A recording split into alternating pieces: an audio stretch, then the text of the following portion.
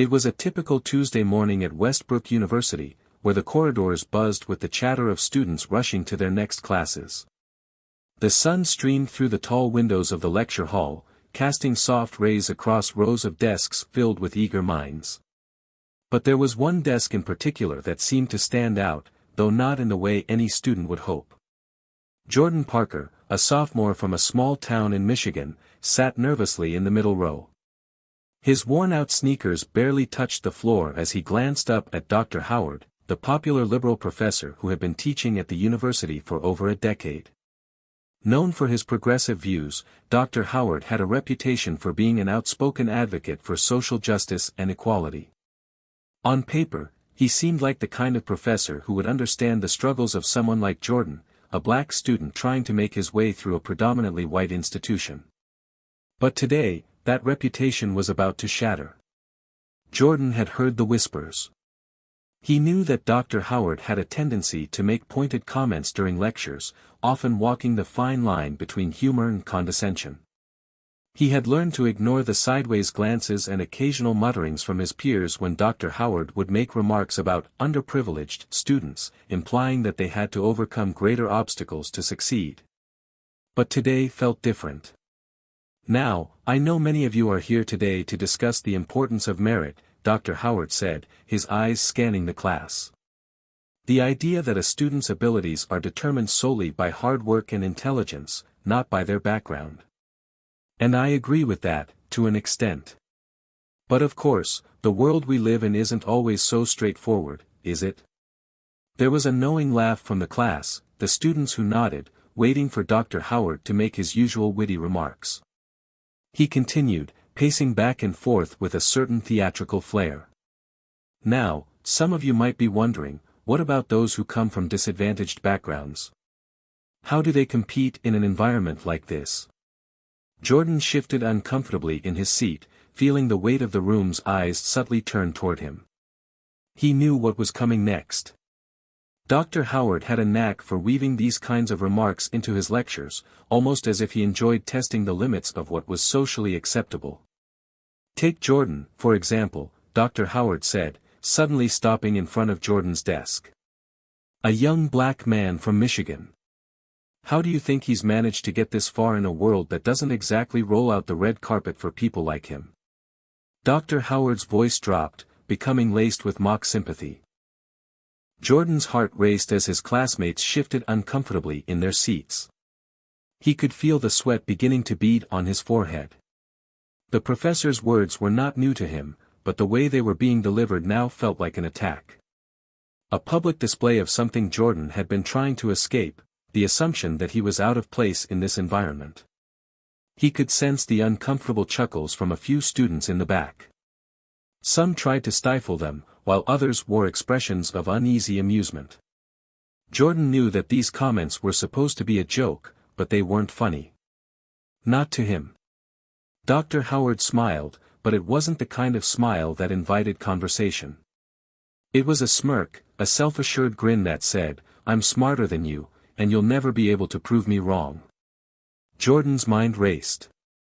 He could feel his pulse thumping in his ears, his body tense, caught between wanting to stay silent and the urge to stand up for himself. He had been quiet for most of the semester, keeping his head down, doing the work, hoping to fade into the background. But today, it was different. He couldn't let it slide. Not this time. A few seconds passed before Jordan finally found his voice, though it came out shakier than he intended. "Actually, Dr. Howard," he said, his voice cutting through the tension, "I don't think my background defines my ability to succeed here." There was a noticeable shift in the room. Some students leaned in, sensing that something important was about to unfold. Dr. Howard raised an eyebrow, clearly amused by Jordan's attempt to challenge him. "Oh. And how do you figure?" Dr. Howard replied, crossing his arms over his chest. "You think you've made it here purely on merit? No help, no privilege, no societal advantages?" Jordan took a deep breath, locking eyes with his professor. "I made it here because of my hard work. Because I know the value of education. And because I refuse to let anyone tell me that I don't belong. The room fell into an almost eerie silence. Jordan's words hung in the air like a dare. He could feel his classmates watching, some with sympathy, others with surprise. But none of that mattered to him right now. All that mattered was his voice. His truth. Dr. Howard didn't respond immediately. His eyes narrowed, as though he were deciding whether or not to engage further. The tension between them was palpable. Finally, the professor spoke, though his tone had shifted. "Well, Jordan, it seems we have a bit of a challenge on our hands, don't we?" His voice was no longer mocking, but there was a hint of condescension in it. "Let's see how you handle things when the world really puts your merit to the test." Jordan swallowed, feeling the weight of his words settle in his chest. He had spoken up, but he wasn't sure where this confrontation would lead. He didn't have all the answers, but one thing was certain: this moment, this exchange, would mark the beginning of something bigger than he could have ever imagined. The bell rang, signaling the end of the class, and the students quickly gathered their things, chattering nervously. But as Jordan stood up to leave, Dr. Howard called out to him one last time. "Jordan," the professor said, his voice surprisingly neutral. "I look forward to seeing how you navigate the challenges ahead." Jordan nodded stiffly, his thoughts swirling. He wasn't sure what would come next, but he knew one thing for sure: this was just the beginning. Hit subscribe and leave a comment with where you're watching from. This story might just spark a new beginning. What's one thing that always pushes you forward, even when things get tough? Jordan Parker didn't look like most of the students in his class, and he knew it. The harsh realities of growing up in a small, predominantly black neighborhood in Michigan had shaped him in ways that were impossible to ignore. The world outside his tight-knit community felt foreign, even intimidating, as if there were an invisible line that separated people like him from the students who filled the halls of Westbrook University. The line, he knew, wasn't just a matter of race. It was also one of opportunity, privilege, and expectations. He had grown up in a modest home with his mother, Michelle Parker, who had been a constant source of strength for him. His father, a man he barely remembered, had left when Jordan was just a baby. There were no stories of him to cling to, no old photographs of a smiling father with a proud son. There were only memories of his mother's endless sacrifice and her tireless work to keep their small household afloat. His mother was a nurse, someone who had worked long hours at a local hospital to provide for him. She'd raised him on her own, teaching him from an early age that nothing worth having came easy. The importance of education was something she instilled in him even before he was old enough to understand its significance. "The world may not always give you what you deserve, Jordan," she would tell him. "But education? No one can take that away from you." Michelle Parker's words had been a guiding principle throughout Jordan's life. It was because of her unwavering belief in the power of education that he had fought so hard to get into Westbrook University, one of the most prestigious institutions in the country. But even though he had earned his place here through years of struggle, countless nights spent studying, and sacrifices that most people would never understand, it still felt like he was an outsider. He couldn't quite shake the feeling that his classmates, especially those from wealthier backgrounds, saw him as a token or a charity case. A black student at a predominantly white university, fighting for the same opportunities they were given simply by virtue of their birthright. He had heard the whispers, the subtle jokes, the way people would look at him like he didn't belong. And no matter how much he tried to fit in, it was always there. The unspoken divide. Still, he had made it this far. Jordan wasn't the kind of person who wanted to stand out. He preferred to keep his head down, study hard, and avoid drawing attention to himself. But there was no escaping it. He was different. In every class, at every social event, he stood out like a sore thumb. And that fact, as much as he tried to ignore it, was always at the back of his mind. His first few weeks at Westbrook had been a blur. He'd been overwhelmed by the sheer size of the campus and the intensity of the coursework. He missed his mother's voice, the comfort of their little home, and the familiarity of the neighborhood where he'd grown up. But he pressed on, determined to make the most of the opportunity he had fought so hard for. The people around him seemed to be navigating this new world with ease. They didn't need to worry about the weight of history and expectation bearing down on them. For them, college was simply the next step in their journey. For Jordan, it was something far more profound, a chance to prove to himself, to his mother, and to the world that he was more than just the label they tried to put on him. As the semester wore on, Jordan started to build a small group of friends, mostly people who, like him, felt a little out of place. There was Sarah, a soft-spoken white girl from California who had grown up in a progressive family but felt like an outsider in the face of her classmates' wealth. Then there was Michael, a Latino student from Chicago who was as ambitious as he was kind-hearted. They were an unlikely trio, but they stuck together. They shared their insecurities, their frustrations with the system, and their dreams of making a difference in the world. Sarah and Michael were some of the few students Jordan felt he could trust. They weren't like the others who smiled in his face but spoke behind his back. They understood what it felt like to be underestimated, to feel like they didn't belong. They, too, were outliers in a sea of privilege. But Jordan's life wasn't just about academics. He had dreams, big dreams. He wanted to change the world. He wanted to show people that no matter where you came from or what you looked like, you had a voice that deserved to be heard. He had the intellect, the drive, and the passion to make a difference. His long-term goal was to work in research, maybe even become a professor one day. But more than that, he wanted to be a role model for other students like him, kids from underrepresented backgrounds who didn't see a way forward because society had already decided their fate. His relationship with his mother was his anchor. Whenever things got tough, whenever he felt out of place or overwhelmed, he would call her. She always knew what to say to calm his nerves. "You're there because you belong, Jordan," she would remind him.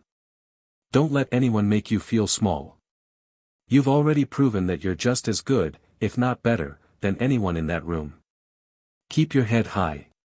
But no matter how many times his mother reassured him, there was one thing he couldn't ignore, the weight of being constantly seen through the lens of his race. It wasn't just Dr. Howard, it was every professor who subtly doubted his intelligence, every student who questioned his place in their elite institution. He could feel their eyes on him, their assumptions about him before he even had a chance to open his mouth. And it wasn't just in the classroom. In social settings, Jordan often felt like an outsider. He'd been to a few parties where the other students seemed to move through the crowd effortlessly, laughing and joking with one another as if they had known each other for years. Meanwhile, Jordan stood awkwardly in the corner, sipping a drink, trying to figure out how to break into the conversation. He wasn't a social person by nature, but it stung to realize how difficult it was to fit in, not because he wasn't smart, not because he wasn't capable, but simply because of how the world saw him. So, when he sat in Dr. Howard's lecture that day, Jordan had already been carrying the weight of all of this for years. He had heard the jokes, the assumptions, and the offhand remarks before. But today, something inside him snapped. He couldn't let it go on any longer. He would no longer allow himself to be silenced by people like Dr. Howard, people who wore their liberal ideals as a shield while masking their subtle biases with the guise of good intentions. Jordan Parker was tired of being underestimated. And he was ready to prove them all wrong. The tension in the air the next day was palpable. Jordan couldn't shake the feeling of eyes on him as he walked into Dr. Howard's lecture hall.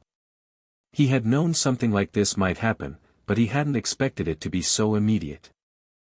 As he entered the room, it felt as though everyone was watching him, waiting for him to react.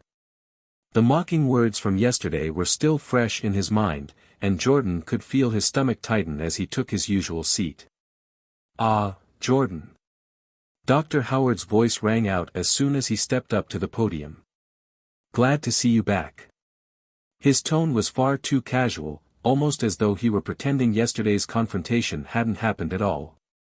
But there was a noticeable edge to his words, something cold and calculating that made Jordan's skin crawl.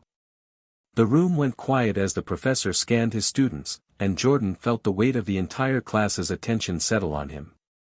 There were whispers that he could barely catch, students looking at one another, murmuring behind their hands. Was this the start of something bigger? Jordan wondered. Was Dr. Howard going to continue making him the target of his twisted humor? Was he going to turn the rest of the class into his audience for the next big joke? Jordan tried to ignore it. He buried his head in his notebook and tried to focus on the lecture, though it was hard. His mind kept wandering back to yesterday's words, to that moment when Dr. Howard had singled him out in front of everyone.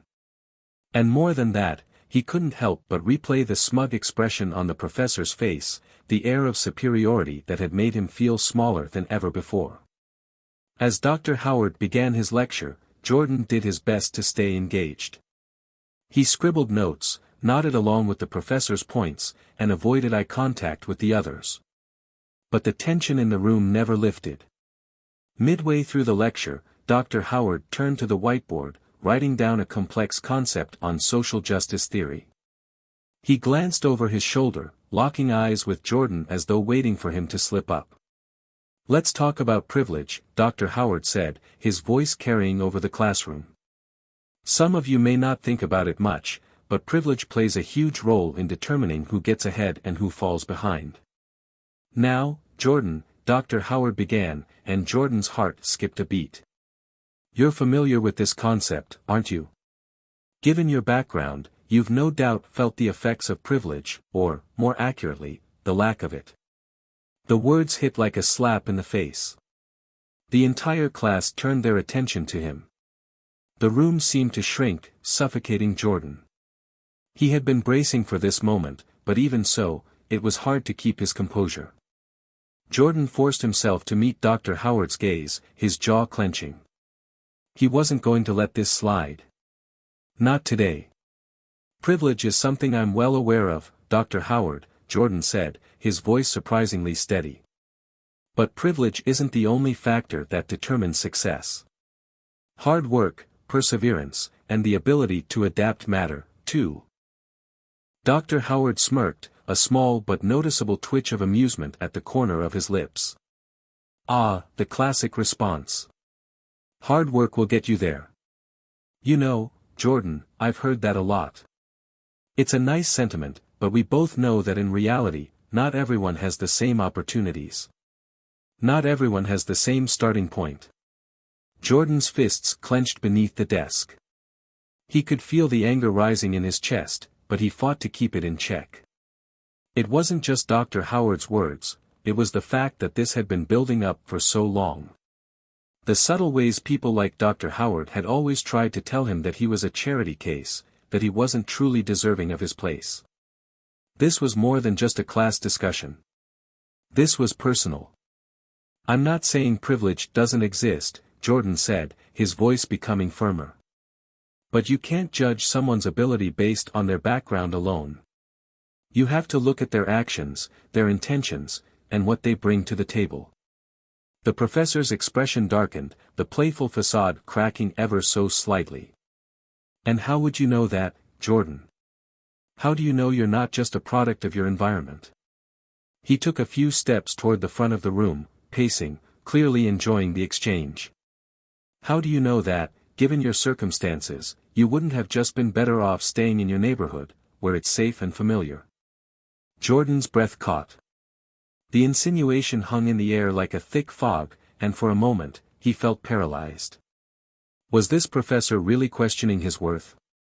Was he implying that Jordan's only value came from his hardship, from his background? It was as if Dr. Howard believed that Jordan's success was some kind of fluke, that he couldn't have earned his place on his own merit. "No one gets to decide my worth except for me," Jordan said, his voice rising, the words coming faster now. "You don't get to tell me where I belong. I belong right here, just like everyone else. And I earned it. With my mind, my effort, and my determination." There was a beat of silence. The class was stunned into an uneasy stillness. No one spoke. It was as though the entire room was holding its breath, waiting for the professor's next move.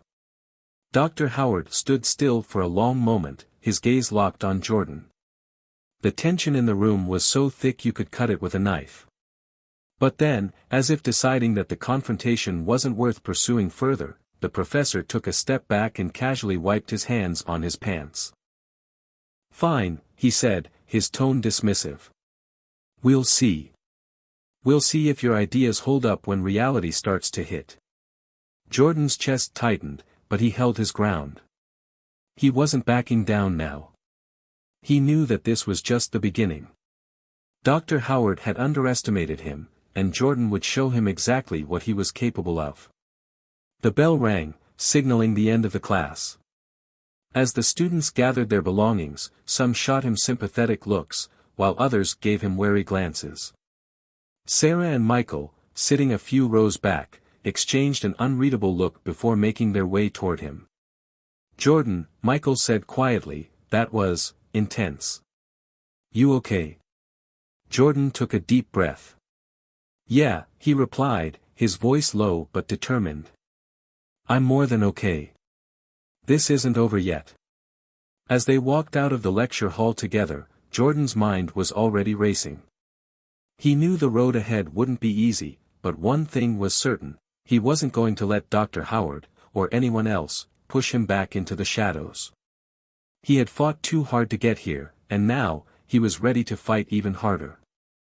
The days after the incident in Dr. Howard's class passed in a blur, but Jordan couldn't shake the feeling of a storm brewing. The weight of his words had been heavy in the classroom, but the aftermath was worse than he had imagined. The energy on campus had shifted, and suddenly, it seemed as if everyone was talking about him, the black student who had dared to stand up to a respected professor. The whispers followed him in every hallway, in every corner of the campus, like a shadow he couldn't escape. It was a strange kind of attention. Some students admired him for his bravery. They saw him as a symbol of defiance against a system that often marginalized people like him. Others, however, saw him as a threat, a student who was far too bold, too confident for someone like him, a person who didn't know their place. The truth was, Jordan wasn't sure which of these groups frightened him more. He could feel the weight of their eyes on him every time he entered the dining hall, the library, or the quad. Some gave him approving nods, others avoided him like he was contagious.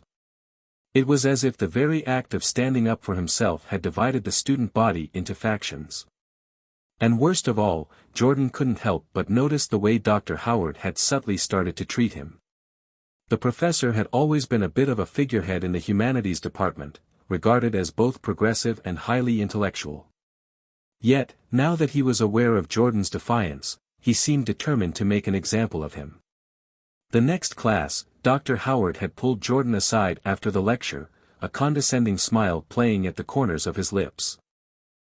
"Jordan," he began, his tone dripping with passive aggression, "I hope you understand that academia is not just about intelligence. It's about understanding your place in the world, the hierarchy.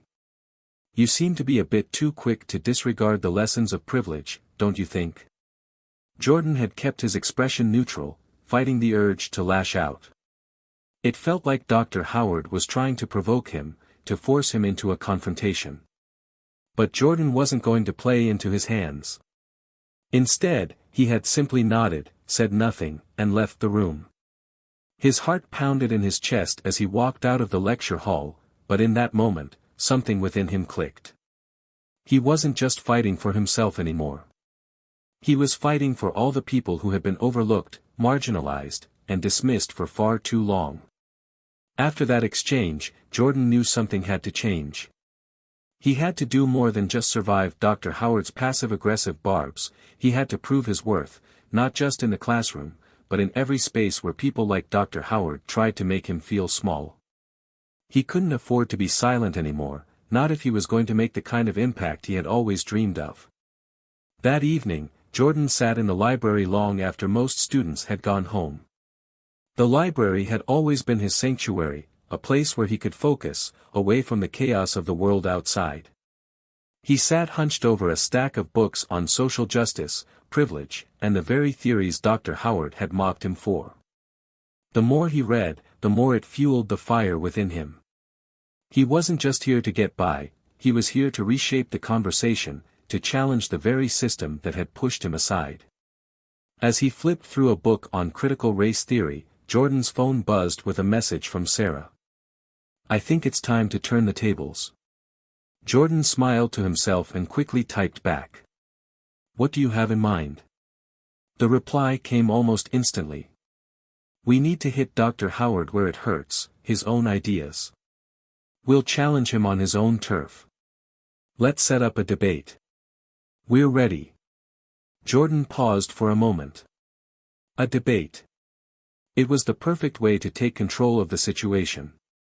But this wasn't just any debate. This was a challenge to Dr. Howard's ideas, his authority, and his worldview. Jordan's heart began to race.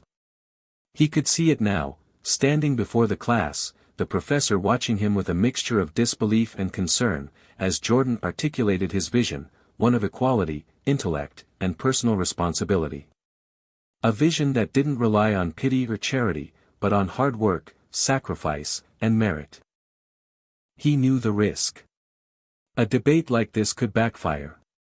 It could deepen the divide between him and the professor, perhaps even turn the entire department against him. But he wasn't willing to back down anymore. He had learned to stand his ground, and now it was time to make his mark. The next few days were a whirlwind of preparation. Jordan, Sarah, and Michael spent every spare moment researching, writing, and strategizing. They pored over every academic article, every piece of literature that would give them the ammunition they needed to challenge Dr. Howard's views.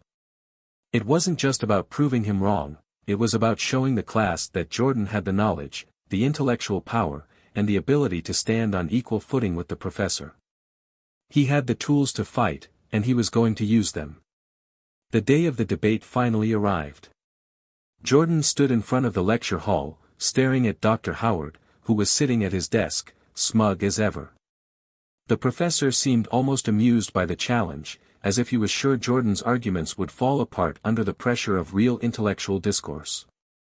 Jordan felt the weight of everyone's gaze on him. He could see the divide in the classroom. Some students seemed eager to see him fail, while others were waiting to see if he could hold his own. As the debate began, the room grew silent, the tension thick in the air. Dr. Howard launched into his argument with confidence, painting a picture of systemic inequality and privilege that seemed airtight. His words flowed smoothly, with the practiced cadence of a seasoned scholar. But Jordan wasn't intimidated. He had done his homework. He knew the facts. He knew the theories. And he knew that his perspective, the perspective of someone who had lived through the struggles Dr. Howard spoke of, mattered just as much as any academic theory. When it was his turn, Jordan stood tall and began speaking. His voice was calm but firm, cutting through the room with precision. He challenged Dr. Howard's arguments one by one, dissecting his logic with a mix of intellectual rigor and personal experience. He showed the class that privilege wasn't just something that could be reduced to a single variable, something that Dr. Howard could measure with simple metrics. It was more complex, more nuanced than that. But what really shook the room was Jordan's final point. Privilege, he said, looking directly at Dr. Howard, isn't a one-size-fits-all box. I'm not here because I'm a charity case. I'm here because I earned it. And you, Dr. Howard, are the perfect example of someone who looks at people like me and sees only one thing, the color of my skin. You missed the whole picture. There was a stunned silence in the room.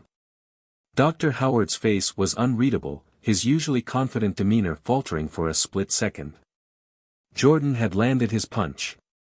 The class buzzed with whispers after that, and even Dr. Howard seemed to lose his composure.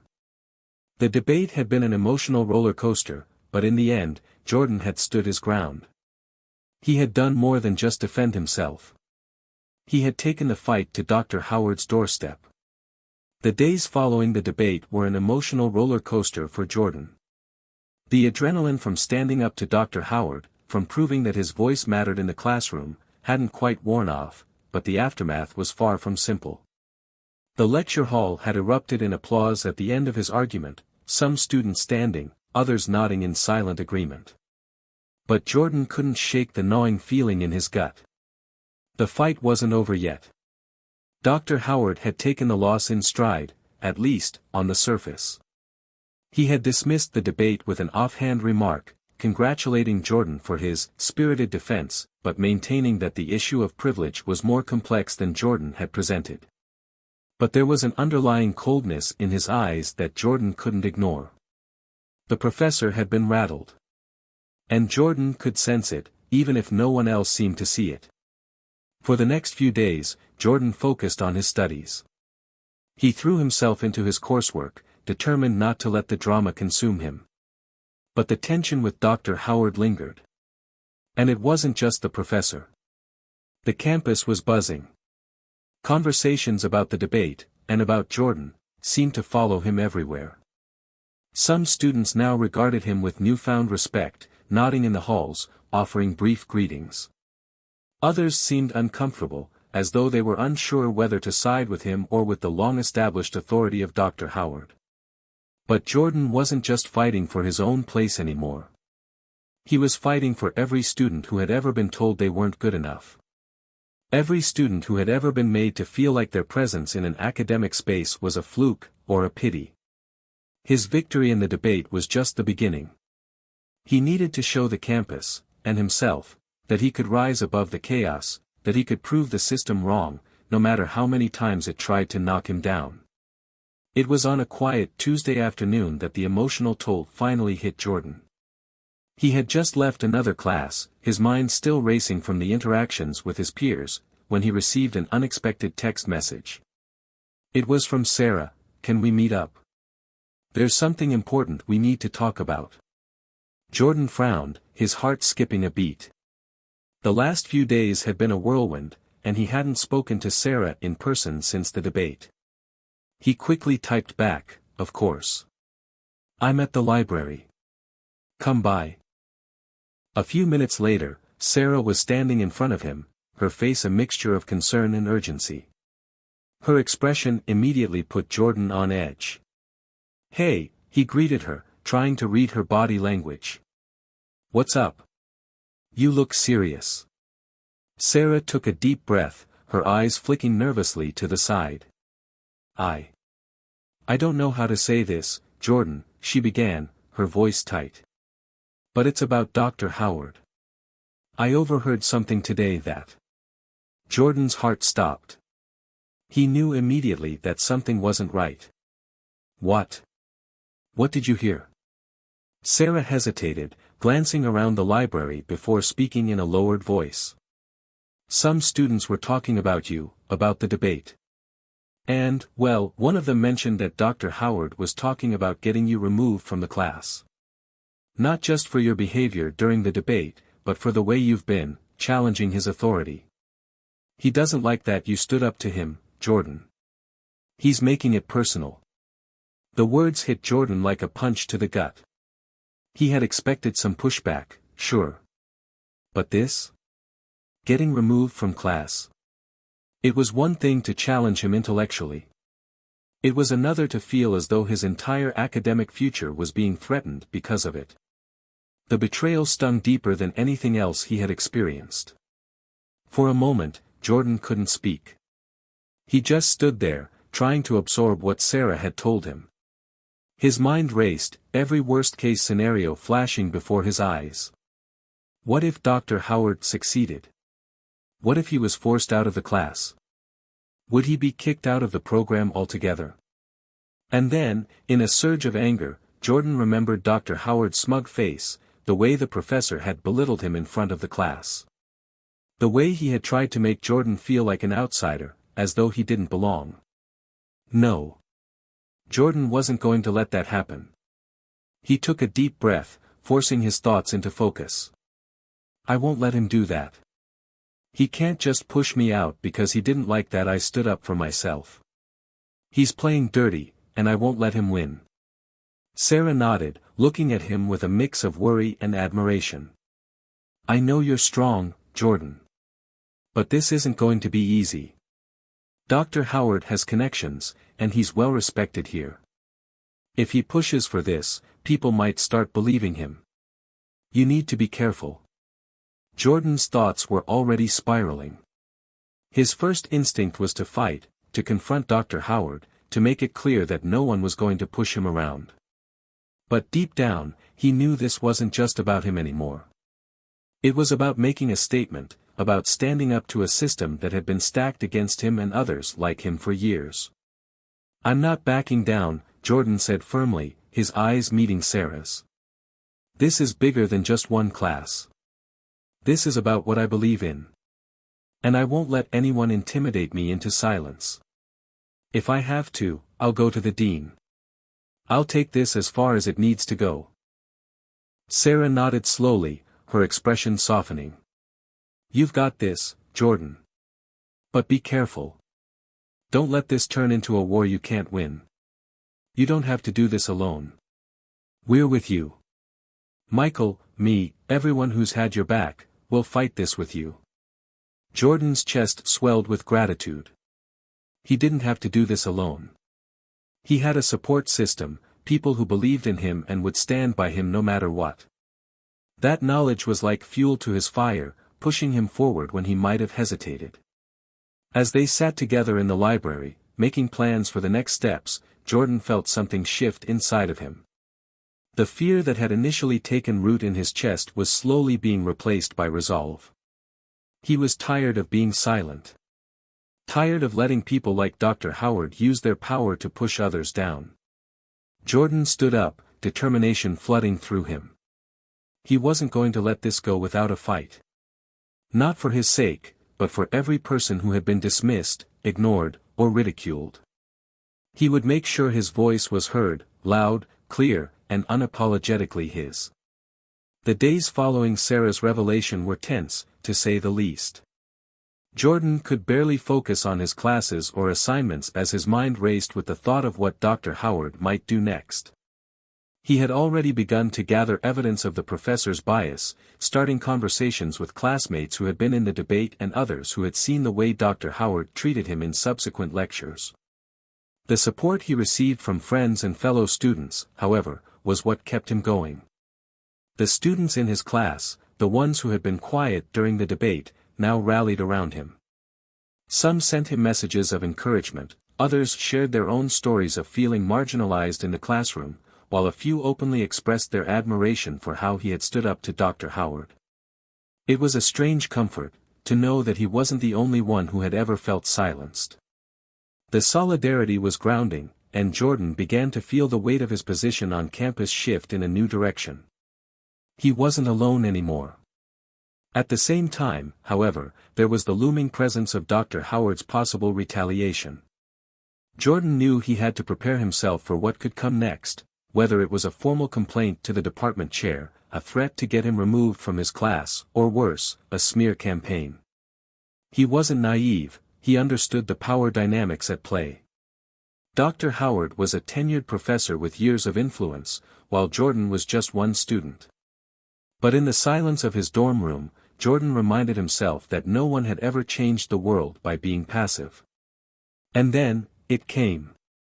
It was late on a Thursday afternoon when Jordan received an email that would set everything into motion.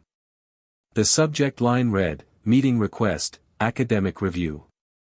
He opened the email with a lump in his throat.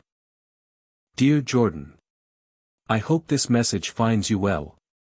I am requesting that you come to a meeting with me and the department chair to discuss recent events surrounding your participation in the debate regarding privilege in my class. It has come to my attention that there are concerns regarding your behavior and the disruptive nature of your actions during class discussions. While I value intellectual discourse, we must ensure that such discussions remain respectful and productive. Please come to my office on Monday at 2 p.m. to address these matters. Sincerely, Dr. Howard." The email felt like a punch to the gut. Jordan stared at the screen, reading the words over and over, as if they might change, as if they might soften. But no matter how many times he read them, they remained the same. It wasn't just about the debate anymore, this was a formal challenge to his place in the classroom. He felt a mix of emotions, anger, frustration, and, yes, fear. The quiet part of him wanted to retreat, to avoid confrontation, to just move on with his life.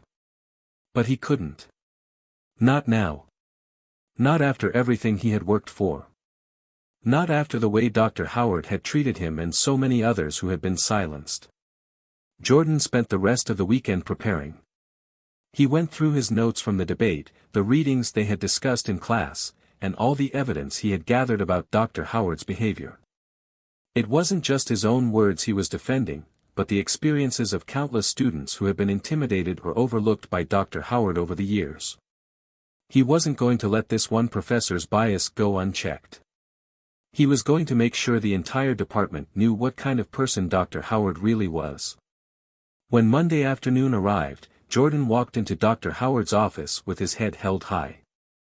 His heart pounded, but his posture was straight, his expression calm. He wasn't here to beg for his place in the class. He wasn't here to apologize. He was here to demand respect. Dr. Howard's office was just as imposing as he remembered, shelves of academic books, awards lined up on the walls, a large wooden desk cluttered with papers. The professor was seated behind it, his eyes steely and cold, and the department chair, a middle-aged man with glasses and an air of indifference, sat next to him. "Jordan," Dr. Howard said coolly, his eyes narrowing as he gestured to the empty seat in front of him. "Please, have a seat." Jordan sat down without hesitation, folding his arms across his chest. "I know why I'm here, Dr. Howard," he said, his voice steady. "But I'm not going to apologize for standing up for myself. I'm not going to apologize for challenging ideas that I don't agree with, especially when those ideas hurt people." The department chair cleared his throat, glancing at Dr. Howard before speaking. "Jordan, we're here to discuss the incident in your class. It's not about whether you disagree with Dr. Howard's views. It's about how your actions were perceived as disruptive, and whether they were appropriate in an academic setting." Jordan met the chair's gaze, unflinching. "I disagree. What was disruptive was the way Dr. Howard dismissed my voice and my perspective. The way he mocked my background, my knowledge, my experiences. That wasn't just disrespectful. It was oppressive. And that's why I stood up." For a moment, the room was silent. The department chair shifted uncomfortably in his seat, and Dr. Howard's lips pressed into a thin line. The tension was palpable, but Jordan wasn't backing down. "I've spoken to several students in this class," Jordan continued, "and it's clear that Dr. Howard's attitude is not just about me. He's made other students feel the same way, like their voices don't matter. Like their experiences don't count. That's the real issue here." The department chair glanced at Dr. Howard, who seemed to be seething but remained silent. Finally, Dr. Howard spoke, his voice low and controlled. "Jordan, you don't understand the complexity of these issues. You didn't just challenge my views, you questioned my authority in front of my students. You turned the classroom into a battleground. This is not how things are done here." "I'm not trying to start a war, Dr. Howard," Jordan replied, "but I won't stay silent when I see injustice happening. And if standing up for myself makes me a threat to your authority, then maybe that's a problem with your authority, not with me." The department chair looked back and forth between the two of them, finally sighing. "We'll take your concerns into consideration, Jordan. We'll look into this further. But we expect you to conduct yourself respectfully in the future." Jordan stood up, feeling a sense of both relief and pride. "I will. But I also expect the same from Dr. Howard. Respect isn't a one-way street." He turned to leave, his heart pounding but his mind clear. As he walked out of the office, he couldn't help but feel like he had just taken the first real step in challenging the system that had so often tried to silence him. Later that night, Jordan received a message from Sarah, "You did it. They can't ignore you anymore." Jordan smiled, feeling a sense of accomplishment that went deeper than any class or grade. He had stood his ground. He had fought for what was right, not just for himself, but for everyone who had ever felt overlooked. He wasn't sure what would happen next, but one thing was for certain: he wasn't going to stop fighting. Not now. Not ever. The meeting with Dr. Howard and the department chair had been intense, but it wasn't over. Jordan knew that they weren't going to let this go quietly, not when it involved questioning a professor's authority and tenure. He could sense that both Dr. Howard and the department chair were waiting for him to make a mistake, something that would justify their dismissal of him as a troublemaker. But Jordan was no longer just trying to defend himself. He was fighting for something bigger. When he returned to his dorm that evening, Jordan felt a mixture of exhaustion and exhilaration. He had stood up for himself, but the real battle was just beginning. Dr. Howard had made his move, and now it was Jordan's turn to make his. The next few days passed in a blur of emails, phone calls, and whispered conversations in hallways. Jordan was surprised by how many students reached out to him, expressing solidarity, even those who had remained silent during the debate. Many of them had their own stories of being intimidated, dismissed, or humiliated by Dr. Howard's condescending attitude. Jordan realized that this wasn't just about one professor or one debate. It was a symptom of a much larger problem: the way power imbalances in academia allowed certain voices to dominate while silencing others. It was Sarah who first suggested that they do something about it. Over coffee one afternoon, as Jordan vented about the injustice he felt, Sarah leaned forward, her eyes lighting up with determination. "Jordan," she said, her voice low but urgent, "what if you turned this into something bigger? What if this wasn't just about you? You're not the only one who's been treated unfairly. This is happening all over campus. People are afraid to speak up, to question authority, because they're scared of the consequences. But if you raise your voice, if you keep pushing back, you could start a movement. You could show them that we won't be silenced." Jordan stared at Sarah, the weight of her words sinking in. Could he really do that?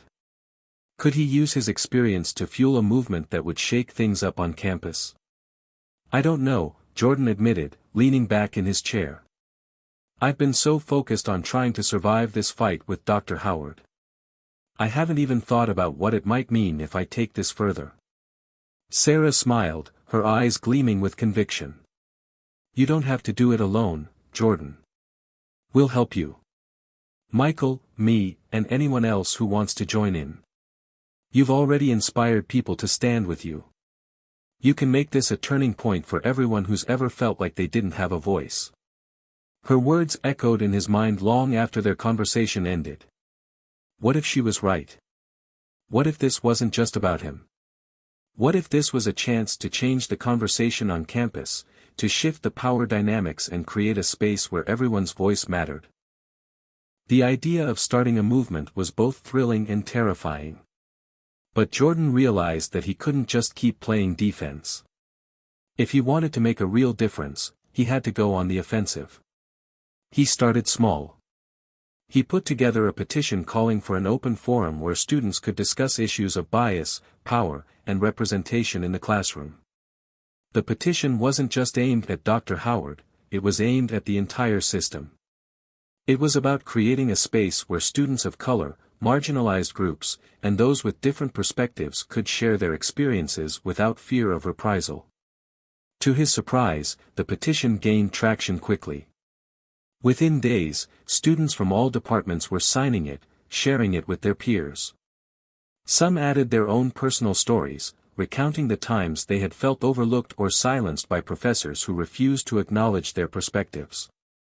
It was clear that Jordan wasn't alone in his fight. The entire campus was waking up to the reality of the power imbalances that existed in their academic environment. Jordan knew that this was just the beginning. The petition was only a first step, a way to rally support. But what he really needed was a platform, a way to make sure that the conversation didn't just fade away after a few weeks of headlines and debate. He wanted to ensure that the students who had been silenced for so long would finally be heard. So, he reached out to the student newspaper. He had heard of a student journalist, Maria Gonzalez, who had been covering social justice issues on campus. After a few email exchanges, they agreed to meet. Maria was exactly what Jordan had hoped for, passionate, articulate, and already deeply involved in the issues that mattered to him. When Jordan pitched his idea to her, she immediately saw the potential. "You've got a real opportunity here, Jordan," Maria said, her voice firm with conviction. "This isn't just about Dr. Howard anymore. This is about bringing to light the systemic issues that are affecting students every day. If you want to make a change, we need to go beyond the petition. We need to expose the problem, and offer a solution." Maria's article was a game changer. She interviewed Jordan, Sarah, and other students who had been affected by Dr. Howard's behavior, as well as those who had experienced similar treatment from other professors. The article painted a vivid picture of the culture of fear and silence that pervaded the campus. It was bold, direct, and uncompromising. Maria didn't hold back, and neither did Jordan. The article was published online, and it spread like wildfire. Within hours, it was shared across social media, and students everywhere began commenting, expressing their support, and sharing their own stories. What had started as a petition to challenge one professor's authority had now morphed into a campus-wide movement for change. In the days that followed, the administration could no longer ignore the growing outcry. Students organized rallies and sit-ins, demanding that the university address the issues of bias, power, and representation that had been allowed to fester for so long. Jordan became the face of the movement, but he was careful to emphasize that this wasn't just about him. This was about all of them, all of the students who had been dismissed, silenced, or ignored by the academic powers that be. The campus, once divided, now found itself united under a common cause. Students of all backgrounds came together to demand change. And Jordan? He was no longer just a student trying to survive. He was a leader in a movement that had the potential to reshape the future of the university. And though he knew the road ahead would be long and difficult, Jordan felt something he hadn't felt in a long time: hope. The days after the article went viral were a whirlwind of activity and emotions for Jordan. The student body seemed to wake up in unison, emboldened by the idea that their voices mattered, that change could come if they dared to speak up. Jordan was overwhelmed by the support, but he also knew the calm would not last forever. He had stirred the hornet's nest. The administration was slow to respond at first, but Jordan could feel the tension building. He saw the stern looks from some professors who had been friends of Dr. Howard, the whispered conversations in hallways, the subtle but unmistakable shift in the atmosphere. No one was coming right out and criticizing him, not yet, but he could tell something was brewing beneath the surface. It wasn't until the following Friday afternoon that Jordan's suspicions were confirmed. He was sitting in the campus library, his nose buried in a stack of books, when he received a call from Sarah. Her voice was tight, strained, and it immediately made Jordan sit up. "Jordan, they're calling for a meeting with you. The administration. They're serious." He felt a chill crawl up his spine. "What do you mean? Who exactly?" "Dean Wallace, Vice President Jenkins, and some other higher-ups. They're calling it a summit of sorts. They want to discuss the fallout from the article and the petition. They want you to come in for a sit-down." Jordan let out a slow breath. This was the moment he had been waiting for, the moment when everything he had fought for would either fall apart or take off. The stakes were higher than ever. "I don't know what they want, but it sounds like they're trying to shut me down," he said, his mind racing. "I don't think it's that simple," Sarah replied. "But this could be our chance to push them even further. Just be careful, all right? Don't let them steamroll you. Stick to what you believe in." Jordan thanked her and ended the call, his heart pounding in his chest. The next morning, he donned his best suit, one of the few he had left from high school, and made his way to the meeting. It wasn't just about one professor anymore, it was about the system, about fighting for something bigger than himself. When he arrived at the administrative building, he felt a knot in his stomach. The polished floors, the sharp suits, the serious faces of the deans and vice presidents waiting for him. It felt like a boardroom set for battle. "Mr. Jordan Harris, thank you for joining us," Dean Wallace said, gesturing to the chair in front of his desk. "Please, take a seat." Jordan nodded, sitting down across from the group of administrators, who had already begun to shuffle through papers and notes. Their demeanor was clinical, calculated, and it felt like they were already dismissing him before the conversation had even begun. "We're all aware of the recent events on campus, the petition, the article published by the student newspaper, and the subsequent protests," Vice President Jenkins began, his voice deep and authoritative. "We understand that you have concerns about Dr. Howard's behavior, and while we take those concerns seriously, we also have to look at the bigger picture." Jordan clenched his jaw but nodded.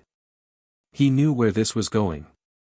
They were going to pretend to take his concerns seriously but ultimately attempt to undermine him. "We appreciate your passion and your efforts to advocate for students' voices, Mr. Harris," Dean Wallace continued, his eyes cold but polite. "But we need to address the way your actions have disrupted the academic environment. The university prides itself on intellectual diversity and respectful discourse. We need to ensure that these values are upheld, not just on this issue, but in every class." Jordan took a deep breath. This wasn't just about Dr. Howard anymore. It was about the entire administration protecting its own. He wasn't about to let them sweep this under the rug. "Disruption?" Jordan asked, his voice steady. "Is that what you think I'm doing here? Trying to disrupt? What about the way Dr. Howard's treatment of students disrupts their ability to learn? What about the way he's made entire groups of students feel like their voices don't matter?" There was a brief silence before Vice President Jenkins spoke again, his tone measured but firm. "We're not here to argue the merits of your allegations, Mr. Harris," he said, leaning forward. "We're here to ensure that we all maintain a level of decorum and professionalism in how we engage with one another. It's clear that your actions have created division, and we cannot allow that to continue." Jordan felt the weight of their words. It was a thinly veiled attempt to silence him, to paint him as the problem when all he had done was expose an injustice. But he couldn't back down. "Not now. I'm not the problem here," Jordan replied, his voice rising. "The problem is a system that protects people like Dr. Howard while shutting down students who challenge that system. The problem is a university that pretends to value diversity while upholding a culture of fear. I won't stop speaking out until that changes." The room was silent for a moment, the tension thick. Dean Wallace looked at Vice President Jenkins, then back at Jordan. "We'll take your statements into consideration," Dean Wallace said, his voice almost too calm. "But you should understand that your actions have consequences. We have a responsibility to ensure that students are not put in positions where their academic careers are jeopardized by actions that could be seen as disruptive." Jordan wasn't sure what he expected, but this wasn't it. He had expected to be met with resistance, but the coldness in their eyes was different. They weren't just disagreeing with him. They were actively trying to intimidate him into silence. "I understand," Jordan said, standing up. "But you should also understand that I'm not going anywhere. I'm going to keep fighting for what's right, whether you like it or not." He turned and walked out of the room, the eyes of the administrators burning into his back. He knew the battle wasn't over. In fact, it was only beginning. Back in his dorm, Jordan was met by a flood of messages from his friends and supporters. They had heard about the meeting, and they were all eager to hear how it had gone. Jordan felt a deep sense of frustration, but there was something else too, a fire, a determination that had grown stronger over the past few weeks. He wasn't backing down. Not now. Not ever. The storm was coming, and Jordan was ready for it. The days after the meeting with the administration felt like walking through a storm. Jordan had expected resistance, but the weight of what had just happened was heavier than he anticipated. The backlash had begun, a flurry of opinions, both in support and against him, filled his inbox, flooded social media, and echoed through the campus. Some praised his bravery, while others criticized him for stirring the pot and challenging authority. Jordan had never been one for confrontation. But now, as the campus erupted with opinions about his actions, he couldn't back down. He had ignited a fire, and he was ready to see it burn. The first major sign of the backlash came in the form of an editorial piece published by the university's alumni magazine. The article, written by a former professor who had taught in the same department as Dr. Howard, defended the professor's character and discredited Jordan's claims. The writer described Jordan's actions as reckless and dangerous, claiming that they would only hurt the reputation of the university and damage the intellectual freedom it purported to uphold. The writer painted Jordan as an opportunist who was using the controversy to gain attention, rather than as someone fighting for justice. Jordan couldn't help but feel a sense of disbelief as he read the piece. How could anyone call his actions reckless when they were simply speaking out against injustice? The irony of the article wasn't lost on him. The very people who were supposed to support free speech and diversity of thought were now attempting to silence him. The piece was shared widely, and a wave of alumni began to comment, some in support of the article, others in support of Jordan. The debate quickly escalated. Social media became a battlefield, with hashtags like #SupportJordan and #JusticeForStudents clashing against #JordanIsTheProblem and #DefendAcademicFreedom. What had started as a small act of defiance had now turned into a full-scale public conflict. Jordan's phone rang constantly. Friends, professors, students, and even complete strangers were reaching out to him. Some offered words of encouragement, while others tried to convince him to step back. But it was Sarah's call that made him pause. "Jordan, I'm not going to sugarcoat this. The administration is taking this seriously now. And we've got to be prepared for what's coming next," Sarah said, her voice laced with concern. "We can't just keep reacting. We need to take control of the narrative." Jordan sat down on his bed, rubbing his eyes. "What do you mean? What are we supposed to do now?" "We need to organize. We need to make our voices louder than ever. We need to show them that this isn't just a few disgruntled students, this is a movement.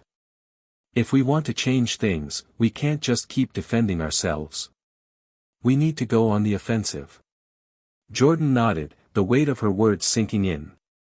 He had been playing defense for too long.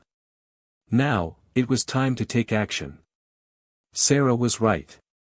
The momentum was there, but he needed to channel it into something bigger, something that couldn't be ignored. "I'll start working on it," Jordan said, determination rising in his chest. "We'll organize a rally. But it has to be more than just a protest. We need a clear message." The next few days were a blur of planning and preparation. Sarah, Michael, and a few other students worked with Jordan to craft a strategy. The goal was to turn the tide of public opinion in their favor. They needed to make it clear that this wasn't about personal grievances, it was about creating a more inclusive and respectful academic environment for everyone. They planned a rally that would be held on the main quad, a public space where the entire campus could gather. The rally would include speeches from students, faculty members, and community leaders who supported the cause.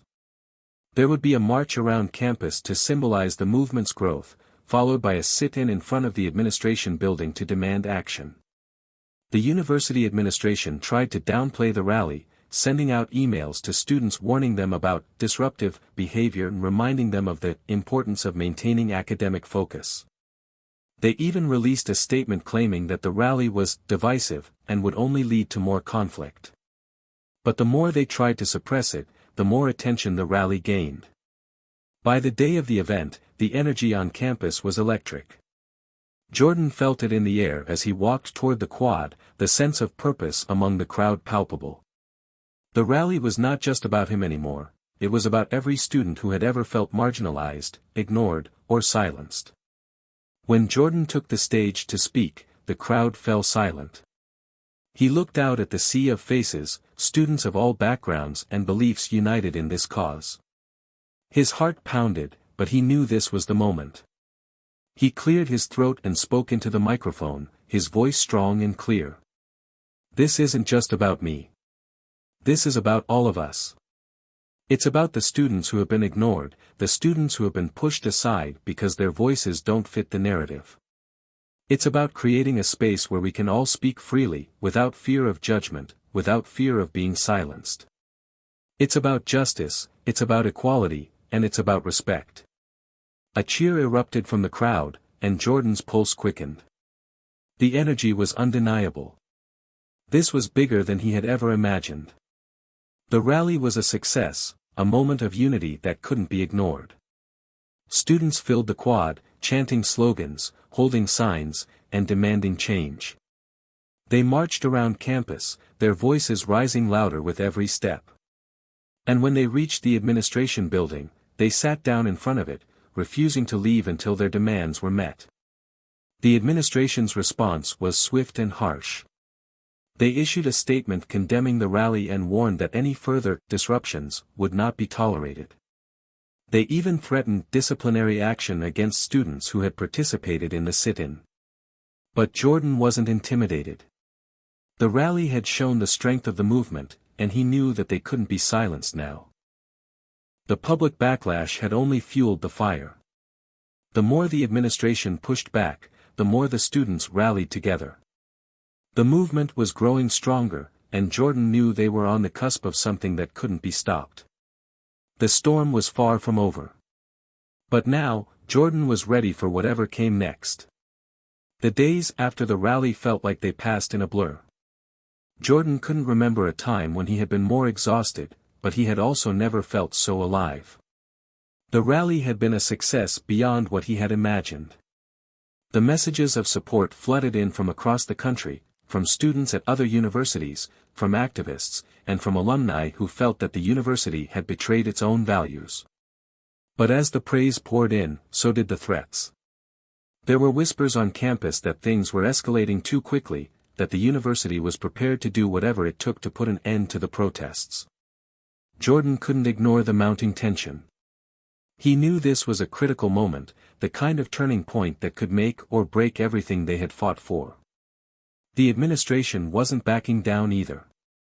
Dean Wallace had sent out a formal statement condemning the protests once more, claiming that the unrest was harming the educational environment and that disruptions of this nature would no longer be tolerated.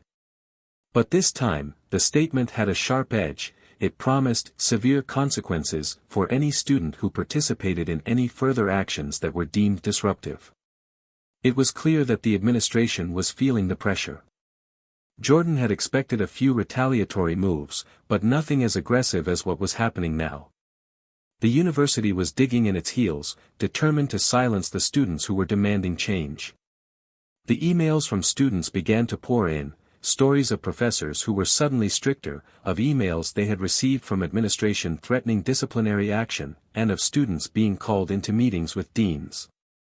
Jordan knew he wasn't the only one bearing the brunt of the administration's ire. This was a fight that was affecting everyone involved. As Jordan sat in his dorm room that night, staring at his phone and reading through a barrage of messages, his thoughts kept circling back to the same question: how far was he willing to go to win this battle? And more importantly, was he willing to put his academic future on the line for the cause? He had always considered himself a student first. But now, the fight for justice was bigger than any one individual, bigger than his grades or his reputation. The students who were standing with him weren't just fighting for the right to be heard, they were fighting for a better, more equitable system, and that was something worth sacrificing for. The following morning, Jordan met with Sarah and Michael at the campus cafe, a small, quiet place where they had spent countless hours brainstorming and organizing. They had become the core group pushing the movement forward, but Jordan could see the toll it was taking on them. Sarah looked drained, her eyes dark with lack of sleep, and Michael had a new tension in his jawline that Jordan hadn't noticed before. "Things are getting out of hand," Michael said, running a hand through his hair. "I got a call from my advisor this morning. They said they might recommend suspension for anyone who participated in the sit-in. And I know some of the others are facing expulsion hearings." Jordan's stomach churned. The stakes had never been higher. "We can't back down," Jordan said firmly, his voice cutting through the tension. "We've already gone too far. They want us to be afraid. They want us to stop. But we can't. Not now. I agree, Sarah said, though her voice wavered. But we need a plan. We need something bigger. If we just keep reacting to their threats, it won't be enough. We have to take the fight to them, in a way they can't ignore. Jordan thought for a moment. We need to force their hand. We need to take this to the public, to the media. The world is watching now. If we can make this a national issue, it won't just be the administration anymore. It will be a movement. I like that, Michael said, nodding. But how do we do it? We need to have a clear, strong message. It can't just be us protesting anymore. It needs to be a call for systemic change. The three of them sat in silence for a few moments, the weight of their next steps sinking in. It was clear that they needed to do something bold, something that would force the administration to confront them head-on. We call for a national student walkout, Sarah suggested. We encourage students at universities across the country to walk out of their classes in solidarity with us. It'll be hard for the administration to ignore a wave of students protesting in every state. Jordan's eyes widened. It's risky, but it could work. If we can get enough schools to participate, the message will be undeniable. This is bigger than one university. This is about a generation of students demanding change. Over the next few days, they worked tirelessly to make it happen. They reached out to student organizations at other universities, sent emails to activists, and posted on social media, calling for a national student walkout. The response was overwhelming. Within hours, students at universities across the country began expressing their support. Soon, social media was abuzz with the hashtag National Walkout for Justice, and the movement was gaining traction faster than Jordan could have ever imagined. But with the growing momentum came an even greater risk. The university's administration was furious. Dean Wallace sent out another statement, warning students that if they participated in any walkout, they would face severe consequences. Rumors spread that the university was preparing to file legal action against the organizers of the protest, threatening to sue them for inciting unrest. Jordan knew they were running out of time. The moment of truth had arrived. If they went through with this, they risked not only their academic careers but their futures. But they had come too far to turn back now. The day of the walkout arrived, and the tension on campus was palpable. Jordan stood in the quad, watching as students gathered, holding signs, wearing shirts that read, "Justice for All," and "Students' Voices Matter." His heart swelled with pride. As the clock struck noon, a wave of students rose from their seats in classrooms across the country, walking out of lecture halls, taking to the streets, and uniting in peaceful protest. Jordan stood at the front of the gathering, microphone in hand, ready to speak his truth once more. "This is our moment," Jordan said into the microphone. "We are not here to make trouble. We are here to demand justice. We are here because we believe in a future where every student has a voice, where no one is silenced because of their race, their background, or their beliefs.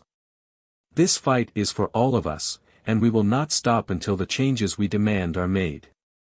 The crowd erupted into applause, their voices filling the air. The walkout had begun, and there was no turning back. Hit subscribe and leave a comment with where you're watching from. This story might just spark a new beginning. What's one thing that always pushes you forward, even when things get tough? The walkout had set the campus on fire. The entire university felt like it was on the verge of something massive, and the air was thick with anticipation. What had begun as a local struggle was now a national phenomenon. Students across the country had joined in solidarity, walking out of their classrooms, holding rallies, and demanding justice. The hashtags National Walkout for Justice and #Students for Change were trending on social media, and news outlets were scrambling to cover the story. Jordan couldn't help but feel a mix of excitement and dread. On the one hand, the movement had gained the traction he'd hoped for. On the other hand, the university's response was swift, brutal, and unforgiving. They had threatened disciplinary action, and now, the administration was taking things further. Reports surfaced that several high-ranking university officials were considering suspending or expelling students who had led or participated in the protests. It was clear that the administration was willing to sacrifice its students to protect its reputation. The university's reaction was the catalyst for a wave of media attention. National news outlets, blogs, and social media influencers were dissecting every move the university made. The administration's attempts to suppress the protests only fueled the fire. The longer they tried to silence the movement, the louder it became. Jordan couldn't ignore the pressure. He had expected resistance, but the full weight of the storm was now upon him. He was no longer just a student fighting for change, he was the face of a nationwide movement. The stakes were higher than ever. As the days passed, things began to unravel. Jordan and his friends faced an increasing number of personal attacks. His social media accounts were flooded with threats and hate messages from people who had supported the administration. Some called him a troublemaker, others accused him of being a pawn for outside forces, and a few went so far as to threaten his safety. The university didn't make things any easier. Jordan received a formal letter informing him that he had been scheduled for a disciplinary hearing. The charges against him were vague but ominous: inciting unrest, disrupting academic activities, and undermining the institution's integrity. The letter made it clear that if he didn't comply, he could face suspension or even expulsion. Jordan read the letter over and over again, his hands shaking. The weight of it all felt unbearable. His academic future was at risk, and with it, his chance at a career, his plans for his family's future. His parents had sacrificed so much to get him to this point. How could he possibly explain to them that his life was on the line because of a protest? But despite the fear gnawing at him, he couldn't back down. He had come too far to let this moment slip away. This wasn't just about his future anymore, it was about everyone who had been pushed aside, silenced, and ignored. This was about changing the system, and it was bigger than any one person. He couldn't let the administration crush the movement. Not now. He turned to Sarah and Michael, who had been beside him every step of the way. The three of them sat together in the cafe again, the familiar hum of students talking around them providing a strange comfort amidst the chaos. "They're coming for us," Jordan said quietly, his voice raw with emotion. "I got the letter. They're threatening suspension or expulsion." Sarah's face tightened. "We knew this was coming. They're not going to let us get away with this. But we can't back down. Not now. We need to keep pushing." "I don't know if I can take much more of this," Michael admitted, his voice shaky. "I mean, this is real. This isn't just some debate in class anymore. We're risking everything. And for what? A dream of equality?" "It's not a dream," Jordan said firmly. "It's a reality. And the more they push us, the more we have to stand our ground. They want us to cower. To shrink away. But we can't let that happen." The silence between them stretched out, and then Sarah spoke, her eyes glowing with determination. "I think it's time we take the fight straight to them. We need to show them that we won't stop, no matter what they do. We need to make this personal for the administration. We need to make them accountable." Jordan's heart raced as he realized what she meant. It was bold, risky, but it might be the only way to bring the fight to an end. "You're right," Jordan said, standing up suddenly. "We've been playing by their rules, reacting to their moves. But now it's time to take the lead. We need to go public in a way that forces them to deal with us head-on." Michael's eyes widened. "What do you mean?" "I'm going to hold a press conference," Jordan declared. "I'll go on record, not just as a student, but as a voice for every student who has been ignored. I'll call them out. I'll lay everything bare for the world to see. And I'll make sure they know we won't be silenced." Sarah nodded. "That's exactly what we need. We've been reactive for so long. It's time for us to drive the narrative." The idea was terrifying, but Jordan felt a sense of resolve settle over him. The media had already latched onto the story, but this would be the moment that defined it. No more waiting. No more being passive. He would stand in front of the cameras and tell the world exactly what was happening. The day of the press conference arrived, and Jordan found himself standing in front of a room full of reporters. His heart raced in his chest, but his resolve remained unshaken. He had done his research, prepared his statements, and now he was ready to make his stand. The cameras flashed, and the room grew still as Jordan began to speak. I stand before you today not just as a student, but as a representative of a generation that is tired of being silenced. Tired of being told that our voices don't matter. What's happening here at this university is a reflection of a larger issue, an issue of systemic injustice, inequality, and the suppression of ideas that challenge the status quo. He paused, letting his words hang in the air. This is not just about me. This is about every student who has ever been pushed aside, ignored, or punished for speaking out. This is about every student who has been made to feel that they don't belong here. We are not going to let this university or any institution sweep these issues under the rug any longer. The reporters scribbled down notes furiously, the room buzzing with excitement.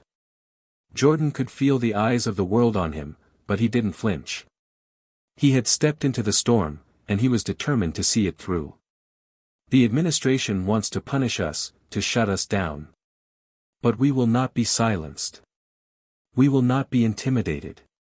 We will continue to stand up for what is right, no matter the cost. The press conference lasted for an hour, but for Jordan, it felt like an eternity. By the time he left the stage, the entire world knew his name. The administration had been forced to confront the movement head-on. The game had changed. Now, there was no turning back. The storm was here, and it was only going to get more intense. The press conference had been the spark that ignited the fire. By the time Jordan returned to his dorm room after speaking with the press, his phone was buzzing non-stop. He had expected the media to pick up the story, but he hadn't anticipated the immediate and overwhelming response from students, activists, and allies across the country. #National Walkout for Justice was trending higher than ever before, but so was the scrutiny on the university. The administration had no choice but to respond. Jordan could sense the shift. What had once been an isolated campus issue was now on the world's radar. But that came with its own dangers. Over the next few days, Jordan's inbox was flooded with threats. It wasn't just messages of anger from the opposing side, but also a growing sense of fear. Students who had once stood behind him were now hesitant. Some told him they'd love to join, but they couldn't afford to lose their scholarships. Others were speaking in hushed tones, afraid of what the administration would do to retaliate. Jordan's heart sank as he saw the cracks beginning to form in the movement. In a late-night conversation with Sarah and Michael, the reality of the situation hit them all. The walkout, the press conference, they've put us in a position where it's no longer just about us. We've got to protect ourselves, our friends, and our families, Sarah said, her voice tight with concern. She ran her fingers through her hair in frustration. It's not just the university. It's the media, too. They're spinning this, making us out to be radicals. We're being painted as the problem. I know, Michael added, his face pale. They're already starting to smear our names. They're accusing us of inciting violence. If we don't fight back, this could turn ugly. Really ugly. Jordan swallowed hard, trying to push the rising panic from his chest. He knew this was coming. They couldn't afford to be complacent now. The administration was pushing back harder, using every resource at their disposal to discredit the movement. And yet, Jordan couldn't stop. He couldn't let them win. The students had come too far, sacrificed too much, to back down now. We've fought too hard to let them take this from us, Jordan said, standing up and pacing around the room. We can't go silent. We can't let them make us the villains. But we need to be smart. If they think we're out of control, they'll find a way to shut us down. We need to stay united, stay strong, and keep pushing the narrative. That night, as Jordan lay in bed, staring at the ceiling, a terrifying realization hit him: this wasn't just about policy changes or university reforms anymore. It had become a battle for survival. The university was out to destroy everything he had worked for, and if they succeeded, they would kill the movement that so many students had invested in. They couldn't lose this. Not after everything they had fought for. The next morning, Jordan sat down to write an open letter to the student body, a message to reassure them, to remind them why they were all in this fight together. His hands trembled as he typed, the words coming slower than usual. What if no one cared anymore? What if they had already been turned against him? But then he thought about his friends, about the people who had stood beside him from the very beginning. He thought about all the messages of support they'd received from students across the country, from alumni, from civil rights organizations. There were still people who believed in this, and there was still hope. Jordan posted the letter that afternoon. Open letter to my fellow students. To my fellow students. We are living in a time of great challenge, but also great opportunity. What began as a small protest has grown into a movement, one that has caught the attention of our entire nation. People are watching us, and they're waiting to see what we will do. We are not just fighting for ourselves. We are fighting for every student who has been made to feel that their voice doesn't matter, for every student who has been pushed aside, ignored, or silenced. We are here because we believe in a future where every person, regardless of race, gender, or background, is given the opportunity to thrive. We are here because we want to create a university that values the diverse experiences, perspectives, and identities of all its students. We are here because we believe that no one should ever have to be afraid to speak up. But this is not just our fight. It is a fight for all of us, and we need to stand united. The challenges we face are great, but together, we are stronger. Together, we can make the changes we seek. And together, we will not back down. This movement has never been about one person. It has always been about us, the students.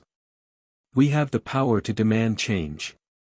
We have the power to create a future where justice and equality are not just ideals, but realities. I ask you to stay with us. I ask you to keep fighting. The road ahead will not be easy, but if we stand together, we will win. In solidarity. Jordan Price. The open letter went viral within hours. Students responded by sharing it across their social media platforms, posting it in group chats, and even printing it out on posters across campus. The response was overwhelming, and for the first time in days, Jordan felt a spark of hope.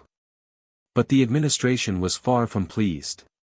Dean Wallace called him in for a meeting the following day, and Jordan knew it wasn't going to be friendly. He arrived at the administration building early, his heart pounding as he passed through the sterile, quiet halls. The weight of his actions was sinking in. He wasn't just a student anymore. He had become the face of resistance, the one they wanted to break. When he stepped into the meeting room, Dean Wallace was already sitting behind the large oak desk, flanked by two other high-ranking officials. The air in the room was cold, heavy with unspoken tension.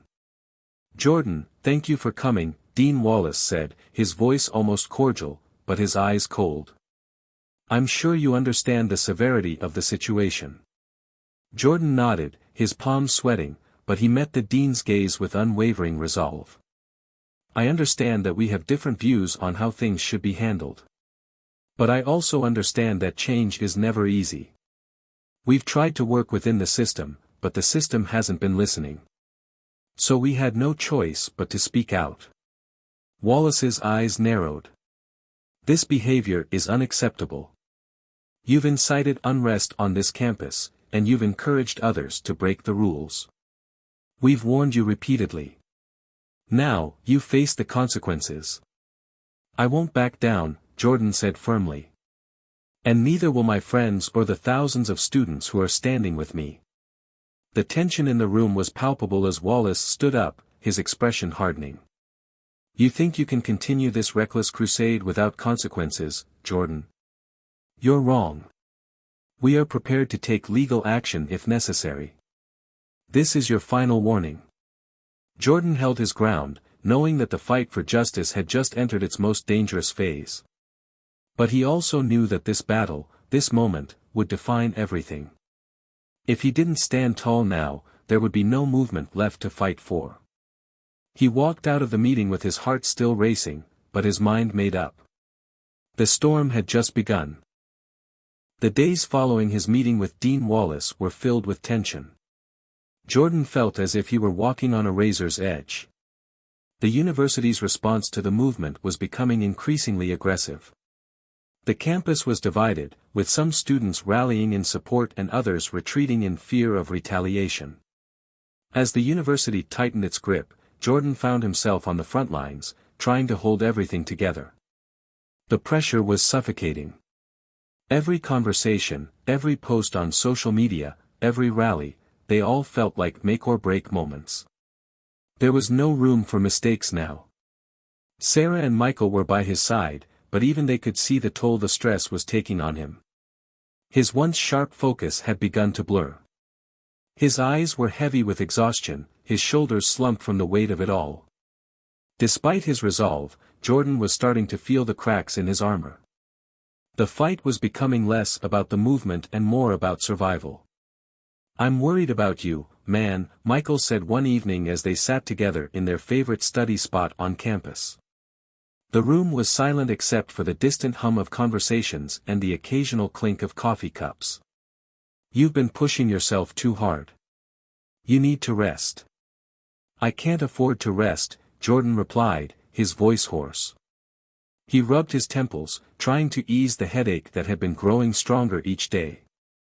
"Every moment counts right now. If we don't keep pushing, everything we've worked for will fall apart. I can't let that happen." "But you're burning yourself out," Sarah interjected, her voice soft but firm. "You're trying to carry the weight of the world on your shoulders, and it's too much for one person. We're all in this together.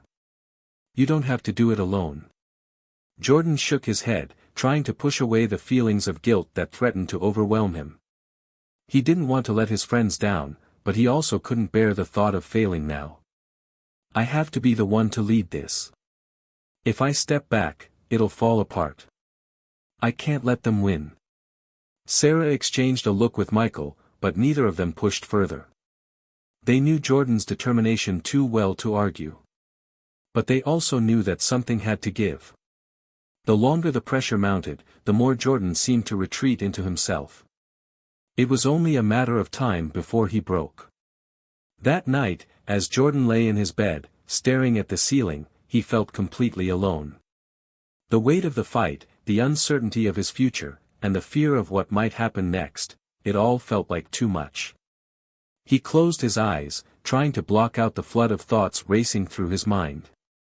"Why am I doing this?" he asked himself in the dark. "Is this really worth everything I'm sacrificing? The friendships, the future, my peace of mind. What if it's all for nothing?" For a moment, he let himself feel the enormity of the question. What if he was wrong? What if the fight was bigger than him, but too big for him to handle? What if all of this ended in failure, in more pain and division? His phone buzzed on the nightstand, interrupting his spiraling thoughts. Jordan grabbed it, desperate for any distraction. It was a text from Sarah. "We need to talk. Tomorrow. 10 a.m. You're not in this alone, Jordan. You don't have to be the hero." The words caught him off guard. For a moment, Jordan just stared at the message. He felt a lump form in his throat, a mixture of gratitude and guilt. He had been so focused on the cause, so determined to push forward no matter the cost, that he had forgotten what mattered most, the people who were standing beside him. They believed in him, but more importantly, they believed in the cause too. He wasn't alone, even if it sometimes felt that way. The next morning, Jordan met Sarah and Michael in the student lounge.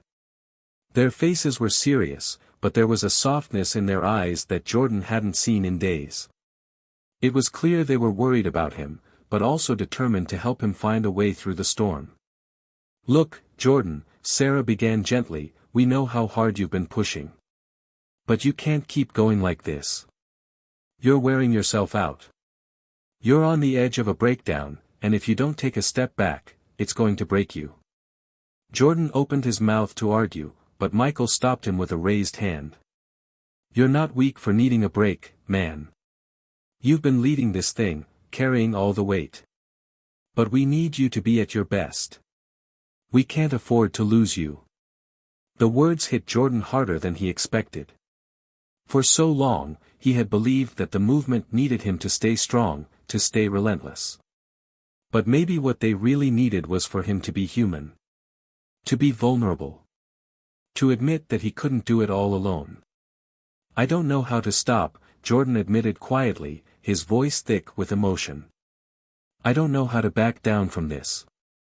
What if I stop fighting, and everything we've done just unravels?" "It won't unravel," Sarah said firmly. "But you need to rest. We all need to rest. The fight's not over, and it's not all on your shoulders. Let us carry some of it too." Michael nodded. "We've been doing this together from the beginning. And we'll keep doing it together. But we need to make sure we're taking care of each other, too. We've got your back, Jordan. Always." The weight that had been crushing his chest slowly began to ease. Jordan looked at his friends, seeing the sincerity in their eyes. For the first time in days, he felt a sense of relief, not because the fight was over, but because he wasn't facing it alone anymore. "I guess I've been trying to prove something," Jordan said softly. "I thought if I just kept pushing, I could make everything better. But maybe the best thing I can do right now is trust the people around me." "You're not alone," Sarah said, smiling at him. "And you never have to be." Jordan felt a renewed sense of strength. He didn't have to carry the weight of the movement on his own. The support of his friends, and the support of the students who had rallied around him, was the power that could keep them going. That afternoon, Jordan took the first real break he had in weeks. He went for a walk around campus, letting the sunshine warm his face and clear his mind. For the first time in days, he didn't feel the crushing pressure of the world on his shoulders. He just felt human. And for the first time in a long time, Jordan realized that fighting for justice didn't mean sacrificing everything he was. It meant finding balance, knowing when to fight and when to rest, and leaning on the people who truly cared about him. It had been a few days since Jordan had taken a step back, and he already felt a sense of clarity. The sun was shining through his dorm room window as he sat at his desk, organizing his thoughts. It wasn't that the pressure had disappeared, but for the first time in a long while, he felt as though he was breathing again. His friends had been right, he couldn't continue to carry the burden alone. And though it felt strange at first, leaning on others had been a necessary act of self-preservation. He had learned that fighting for justice meant fighting for balance, for community. No one could do it all. No one should have to. But the fight was far from over. The administration had made it clear that they were willing to do whatever it took to silence the movement. The press had begun to paint Jordan as the villain in this drama, labeling him as the face of chaos. The university was working hard to divide the student body, using fear tactics and intimidation to sow doubt among those who had supported him. They were using every tool at their disposal, but Jordan wasn't about to let that divide them. The morning after his talk with Sarah and Michael, Jordan called a meeting with the core members of the movement. They needed to regroup, to remind themselves why they were fighting and how far they had come. It was time to make sure the movement wasn't just surviving, it was thriving. As Jordan walked into the student center, he saw familiar faces, faces that had been with him from the very beginning. The group had grown, but its heart was still the same. They were more than just a student protest, they were a family. And now, they needed to act like one. "Thanks for coming, everyone," Jordan began, standing in front of the room. "I know the last few days have been rough. We've been under pressure from all sides, and I know some of you are feeling like it's too much. But we can't stop. We've come too far, and we've built something too important. The administration is trying to divide us, but we can't let them. We need to stay strong. A murmur of agreement rippled through the room. Jordan could see the fire in their eyes, but there was a noticeable exhaustion as well. They were all feeling the weight of the battle, but they were still standing tall. We need to remind people why we're here, Jordan continued. This isn't just about protesting one professor. It's about fighting for every single student who has ever been marginalized or ignored. It's about creating a system where everyone is valued and heard, not just the privileged few. Our fight isn't over. In fact, it's just beginning. Sarah stood up next, her voice strong and unwavering. I've been talking to some of the other student groups, and they're all ready to get involved. We can't afford to sit back anymore. We need to broaden our reach, take this to the next level. Michael added, we've got the student body on our side, but we need to make sure they understand that we're not just protesting a single incident. This is bigger than one professor. This is a system of oppression that's been in place for years, and we're not going to stop until it changes. The energy in the room shifted. The once tense atmosphere lightened as everyone began to feel the collective power of the movement. This wasn't just about fighting back against a professor's mockery, this was about dismantling the system that allowed that mockery to exist in the first place. Jordan knew they were right. The movement couldn't just be about one issue, it had to be about everything they wanted to change. The administration wanted them to lose focus, wanted them to stay fixated on one event, one fight. But the truth was that the fight was larger than that. The fight was for the future. We've been focusing on the wrong things, Jordan admitted. We've let the press, the university, and even some of our fellow students try to make us lose sight of why we're here. But we can't afford to do that anymore. Our message is bigger. We are fighting for a world where every student, no matter their background or race, feels safe, heard, and valued. The group nodded in agreement. They were ready for a new approach. They were ready to take back the narrative. We need to organize more rallies, but we also need to reach out to the larger community, Sarah suggested. We can't just rely on the university to listen to us. We need the public's support. If we get them on our side, the administration won't be able to ignore us. Jordan's mind raced with ideas. He thought back to the open letter he had written and how it had gone viral, how it had reached beyond the campus and resonated with people who weren't even in their fight. The media might be trying to spin their story, but Jordan had learned that the narrative was theirs to control. Let's organize a rally on the steps of the main administration building, Jordan said, standing taller with each word. We'll call it a March for Justice. We'll invite student organizations, alumni, and community leaders. We need to show the administration that we have the power of unity. And we need to get the press involved, we'll tell our story, and we won't let them twist it anymore. The room erupted in excitement. People immediately started making plans, sending messages to all corners of campus, reaching out to organizations who had supported them in the past. They would put the administration on notice. This fight wasn't over, not by a long shot. The next few days were a whirlwind of activity. Flyers were printed, social media campaigns were launched, and meetings with allies were held. Jordan had never been more tired, but he also felt more alive than ever. The movement was gaining momentum again, and this time, they were coming in full force.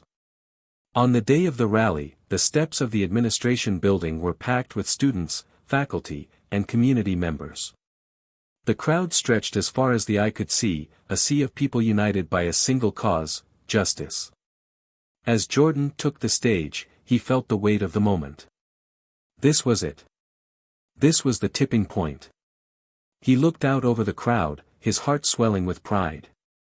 This fight isn't just about me, he said into the microphone, his voice strong and clear. It's not just about the students here.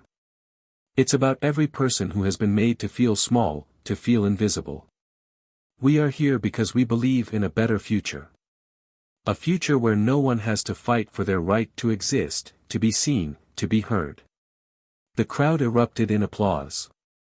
Jordan's words weren't just a call to action, they were a statement of defiance.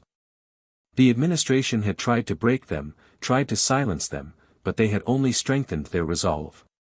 They were no longer just students fighting against injustice. They were a movement, one that would not be ignored. As the rally continued, Jordan looked out at the sea of faces, feeling an overwhelming sense of pride. He wasn't alone in this fight. They were all in this together.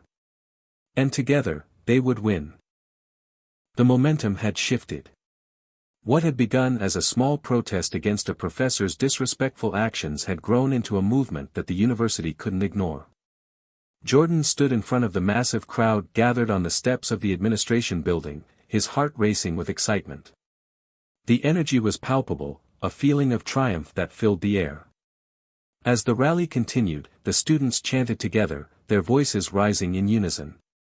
The university had underestimated the power of unity. What they thought would be a small, fleeting protest had turned into a tidal wave of support, sweeping across the campus and beyond. The press, who had previously painted Jordan and his movement in a negative light, were now covering the rally with renewed interest. The narrative was changing.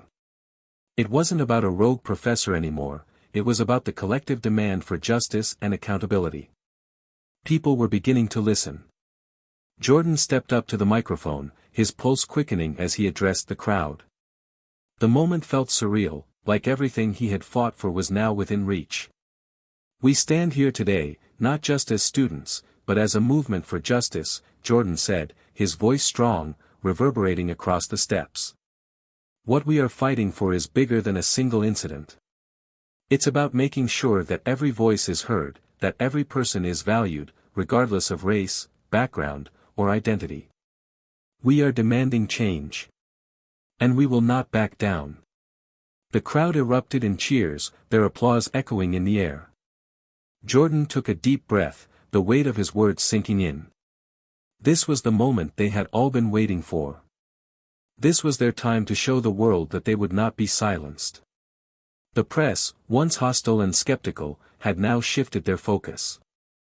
Reporters who had once criticized Jordan now asked him questions with respect, even admiration. They had seen the power of the movement, the passion of the students, and they understood that this wasn't just about a protest anymore. It was about a fundamental shift in the way the university and society viewed race, power, and injustice. As Jordan wrapped up his speech, a sense of accomplishment washed over him. But there was still work to be done. The battle wasn't over. The university still had the power to retaliate, to silence their voices. But Jordan was no longer fighting this fight alone. He had his friends, his allies, and a campus that was now united in a common cause. After the rally, Jordan and his core team gathered in their usual meeting spot, a small, dimly lit room in the student center. The place had become their war room, the hub where all their strategies were devised. But today, there was an air of cautious optimism. "I think we've made a real impact," Michael said, his voice brimming with hope. The turnout was incredible. "The media is paying attention, and the pressure on the administration is growing." "I agree," Sarah added. "But we can't let up now. We need to keep the pressure on. This is just the beginning." Jordan nodded, his mind already racing ahead. The rally had been a victory, but it was only one step. The real challenge lay ahead. The university would likely respond with even more force, trying to shut down the movement once and for all. But Jordan had a plan. "I've been talking to some of the student leaders in other departments," Jordan said. "We need to expand this movement. We need to get other organizations involved. If we can get the faculty to stand with us, then we'll have the power to really push for change." Michael raised an eyebrow. "You think the faculty will support us?" Jordan nodded. "It's a risk, but we have to take it. The faculty are the ones who have influence over the administration.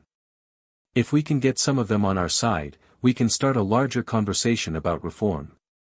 And if they join us, it'll be hard for the administration to ignore the voices of both the students and the professors. Sarah smiled. I like the way you're thinking. But we'll need a solid strategy for that. We can't just ask them to join us, we need to show them why it's in their best interest to do so.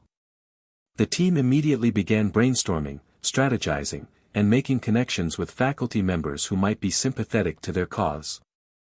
The plan was risky, but Jordan knew that if they didn't take bold action, they would lose the momentum they had worked so hard to build.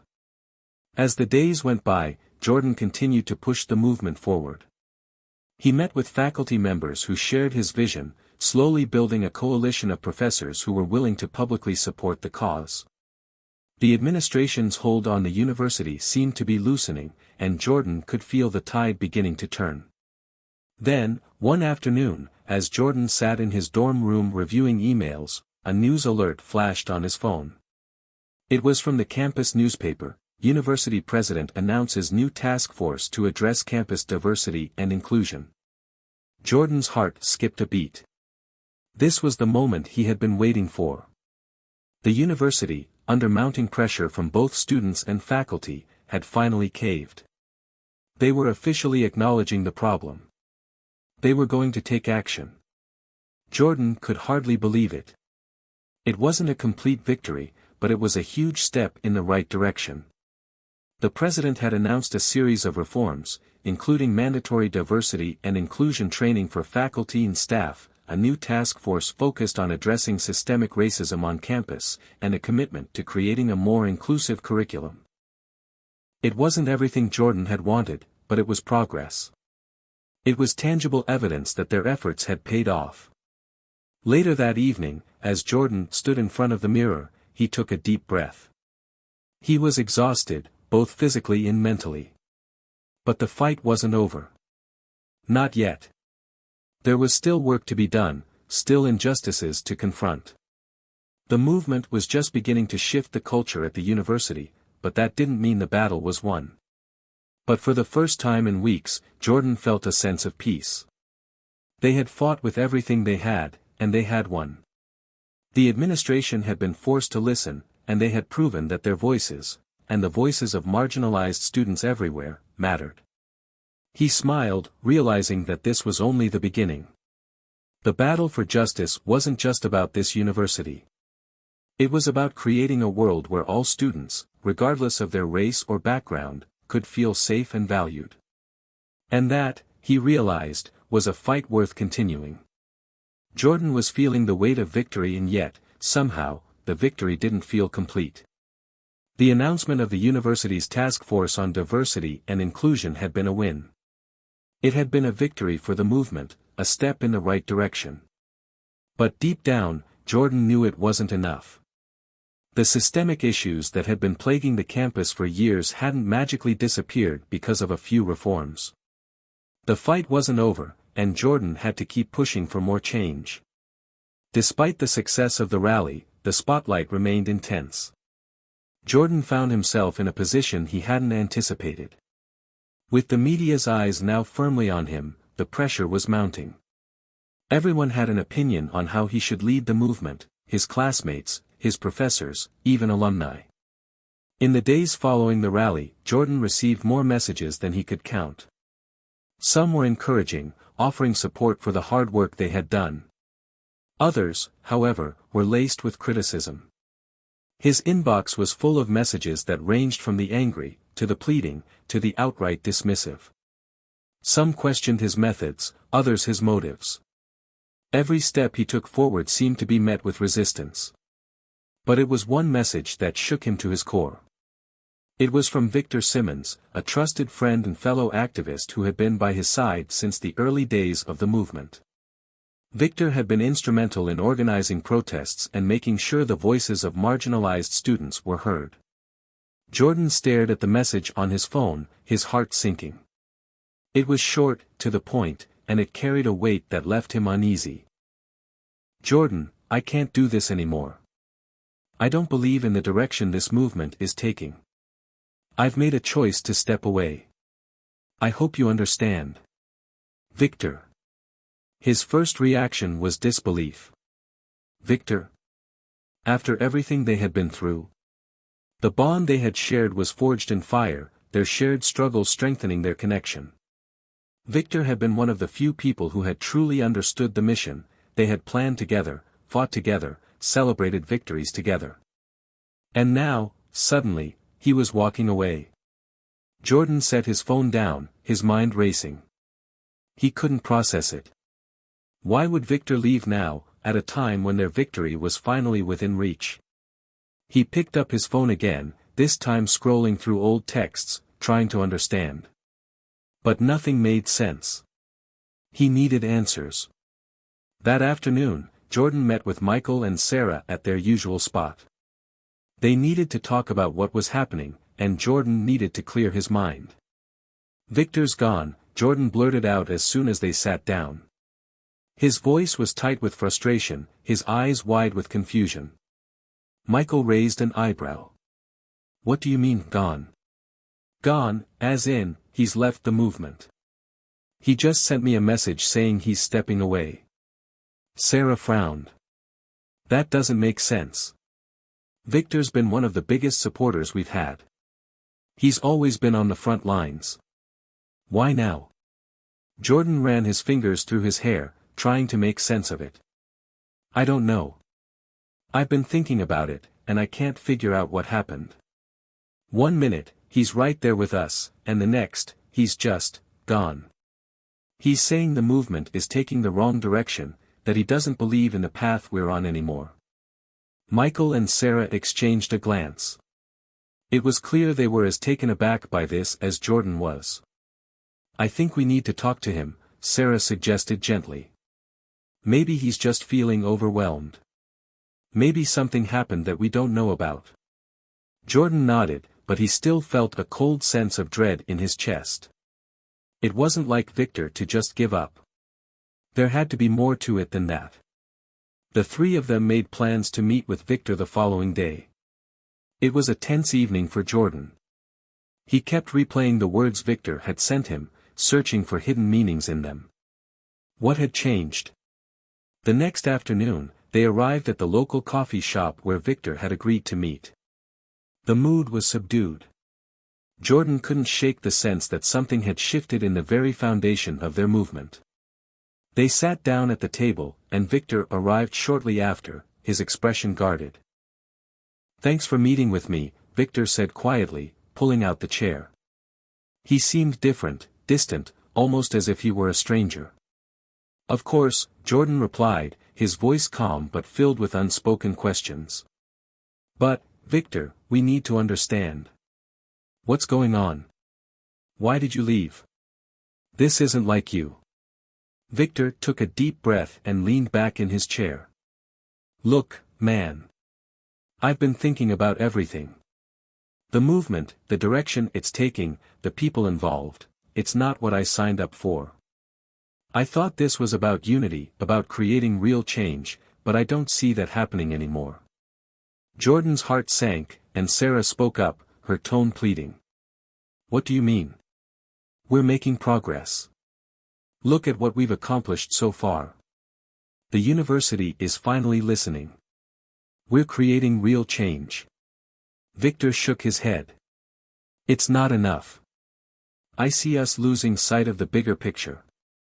We've become so focused on our own drama, on personal vendettas, that we've lost focus on the real reason we're here.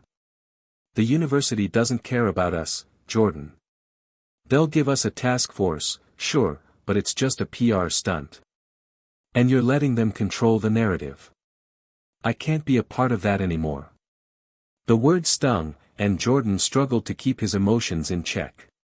He had never imagined that someone like Victor, someone who had been by his side through thick and thin, would feel this way. It was as if the very foundation of their friendship had cracked. "You're wrong," Jordan said, his voice quiet but firm. "We're not losing sight of anything. We're fighting for real change. And we're not going to stop just because things get hard." Victor looked at him, his eyes filled with frustration. "I don't think you get it, Jordan. I'm not saying you don't want change, but I'm saying the way you're going about it isn't working. The more we push, the more we alienate people. We're becoming the very thing we're fighting against, divisive, and full of anger. That's not how change happens. The silence between them felt heavy. Michael and Sarah were both quiet, clearly uncertain of how to respond. I don't know anymore, Victor said, his voice breaking. I thought we could make a difference, but I'm not sure this is the way. Jordan stared at him, at a loss for words. He had never expected this. The betrayal cut deep, but it wasn't just personal, it was about the movement itself. They had worked so hard, and now, it felt like they were losing control. After a long pause, Jordan spoke again, quieter this time. So, what now? What's next for you? Victor sighed. I don't know. I'm taking a step back. I need to figure things out. I still believe in the cause, I just don't know if this is the right way to go about it. Jordan nodded, his mind reeling. He wasn't sure what this meant for their movement or for his own role in it. He didn't know what was next, but one thing was certain, the road ahead would be even harder than he had anticipated. As Victor left the coffee shop, Jordan felt the sting of betrayal linger.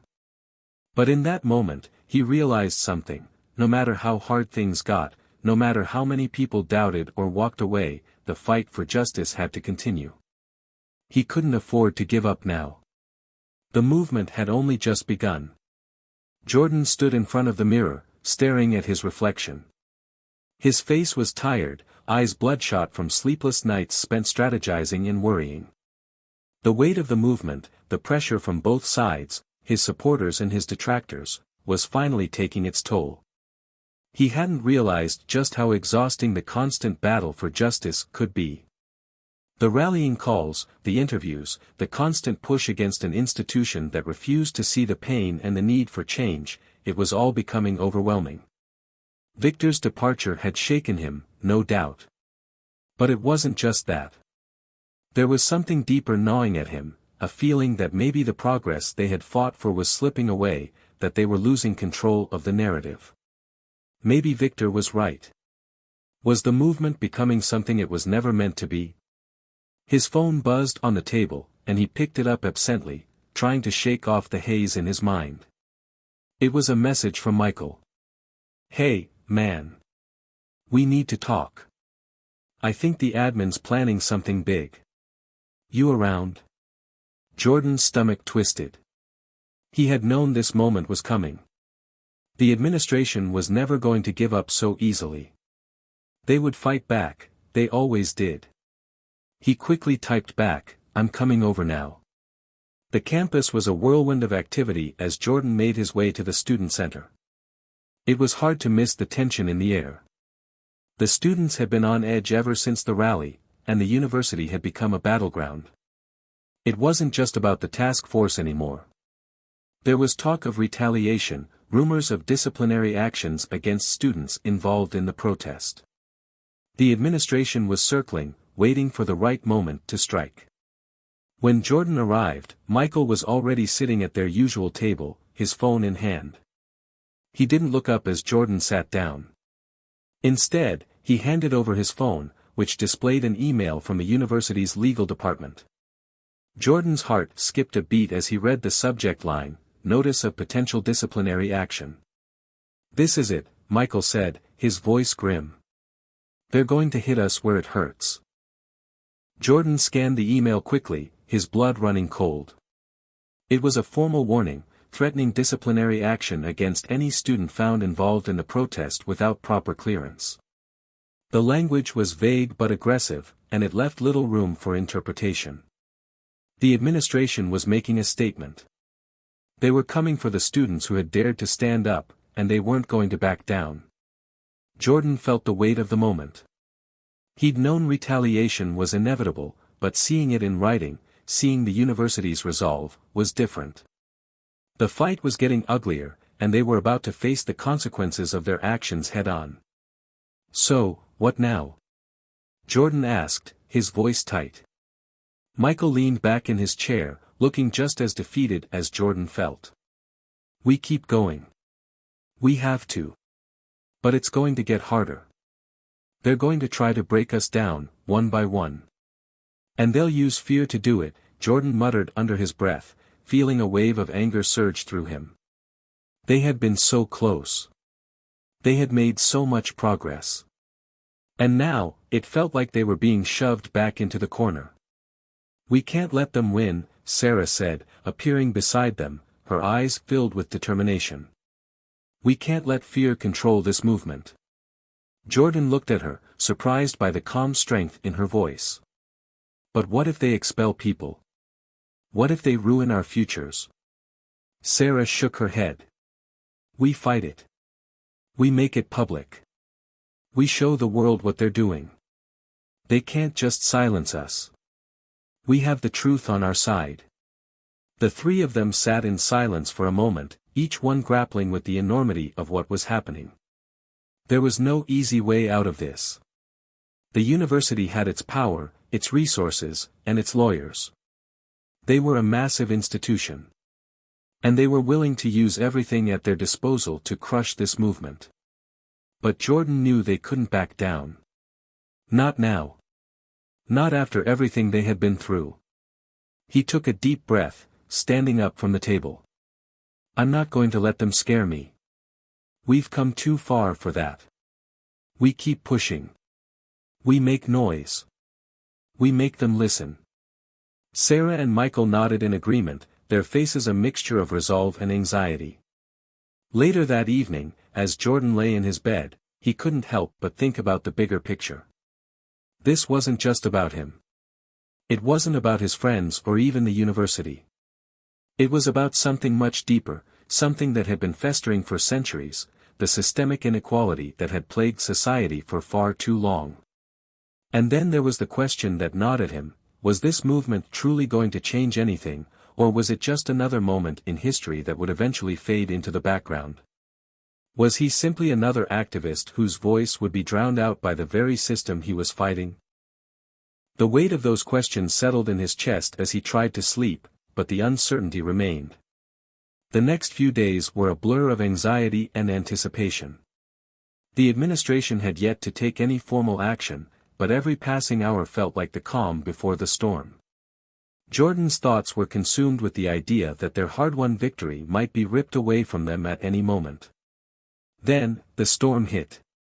It began with an unexpected email from the university's press office. The subject line read, "University announces new diversity initiatives." Jordan's heart sank as he clicked on the message, his mind racing. The email contained a press release about new initiatives that the university was introducing, a new partnership with local organizations, and an expansion of the diversity task force. It all seemed too familiar, too rehearsed. The administration was trying to play the hero, positioning itself as a champion of diversity while continuing to evade the real issue at hand. Jordan immediately called Michael and Sarah. "This is it. They're trying to claim the narrative," Jordan said, his voice laced with frustration. "They're acting like they've done something monumental when in reality, it's just a smoke screen." "They can't do this," Michael replied, anger flaring. "They're using the same tactics to try and brush everything under the rug. But we can't let them get away with it." Jordan paused, his mind working. "We need to expose the truth. We need to show people that this is just a distraction. They're trying to silence us, but we can't let them." The plan began to form quickly. They would hold another rally, a bigger one this time, and they would make sure the world knew that the university's so-called initiatives were nothing more than a public relations stunt. They would confront the administration head-on and demand the real change they had been fighting for from the start. As Jordan prepared for the rally, he felt the familiar rush of adrenaline. The pressure was at an all-time high, and yet he couldn't help but feel the spark of hope. This was what they had been fighting for. This was the next step. The storm was here, but so was their determination. And they were ready to face it. The night before the rally, Jordan couldn't sleep. He had spent hours going over every detail with Michael and Sarah, making sure the message was clear, that the movement would be visible and loud. They had planned for this moment, and the stakes had never been higher. The university's latest move was a slap in the face. The so-called new diversity initiatives were an insult to everything they had fought for. Jordan had seen through the charade, and now, it was time for the world to see it too. The clock on his phone read 3 a.m., but the adrenaline was still pumping through his veins.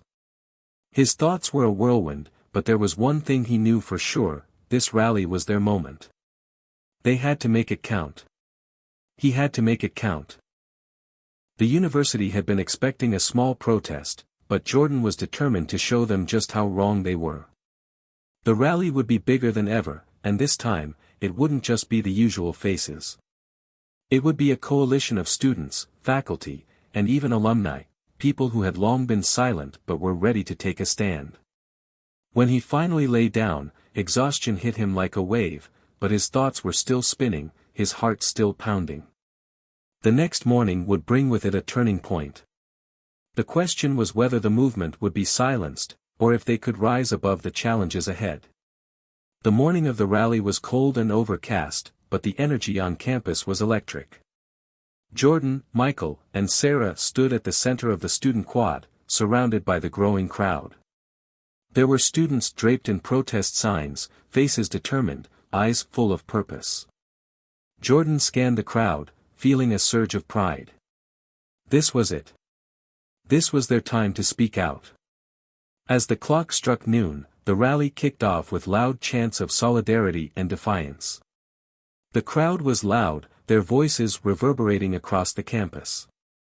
Jordan took the microphone, his hand trembling slightly, but his voice steady. "Today, we're not just here to make noise," he began. "We're here to demand that the university finally stop hiding behind empty promises and fake diversity initiatives. We are not your tokens, your PR strategy. We are students, and we deserve more than just lip service. We demand change, real change." The crowd erupted in applause, and Jordan's heart swelled. This was the moment they had been fighting for, the moment when they could finally hold the university accountable. But as the rally continued, Jordan felt a shift in the air. The atmosphere grew tense, and Jordan's gut tightened with unease. He had been expecting the university to retaliate, but he wasn't prepared for how quickly things escalated. Security began to filter through the crowd, keeping a watchful eye on the students. Then, just as Jordan finished his speech and the crowd began chanting again, a series of university administrators appeared at the edge of the gathering. Among them was Dean Calloway, the very person who had been behind the administration's latest statement. His presence was a warning, a signal that the university was ready to fight back. Jordan's blood boiled as he saw the dean step forward, his face impassive, his arms crossed. Dean Calloway didn't belong here. This was supposed to be a moment for the students, a moment for their voices to be heard, but now it was clear the administration was intent on silencing them. The crowd quieted as Dean Calloway took the microphone. His voice rang out, cold and measured. "We are proud of the initiatives we have put in place, and we believe they represent meaningful progress toward a more inclusive campus. What we do not support are actions that disrupt the academic environment or violate university policy." Jordan's anger flared, but he kept his focus. This was it. The confrontation. Stepping forward, Jordan grabbed the microphone once again, his voice steady but filled with urgency.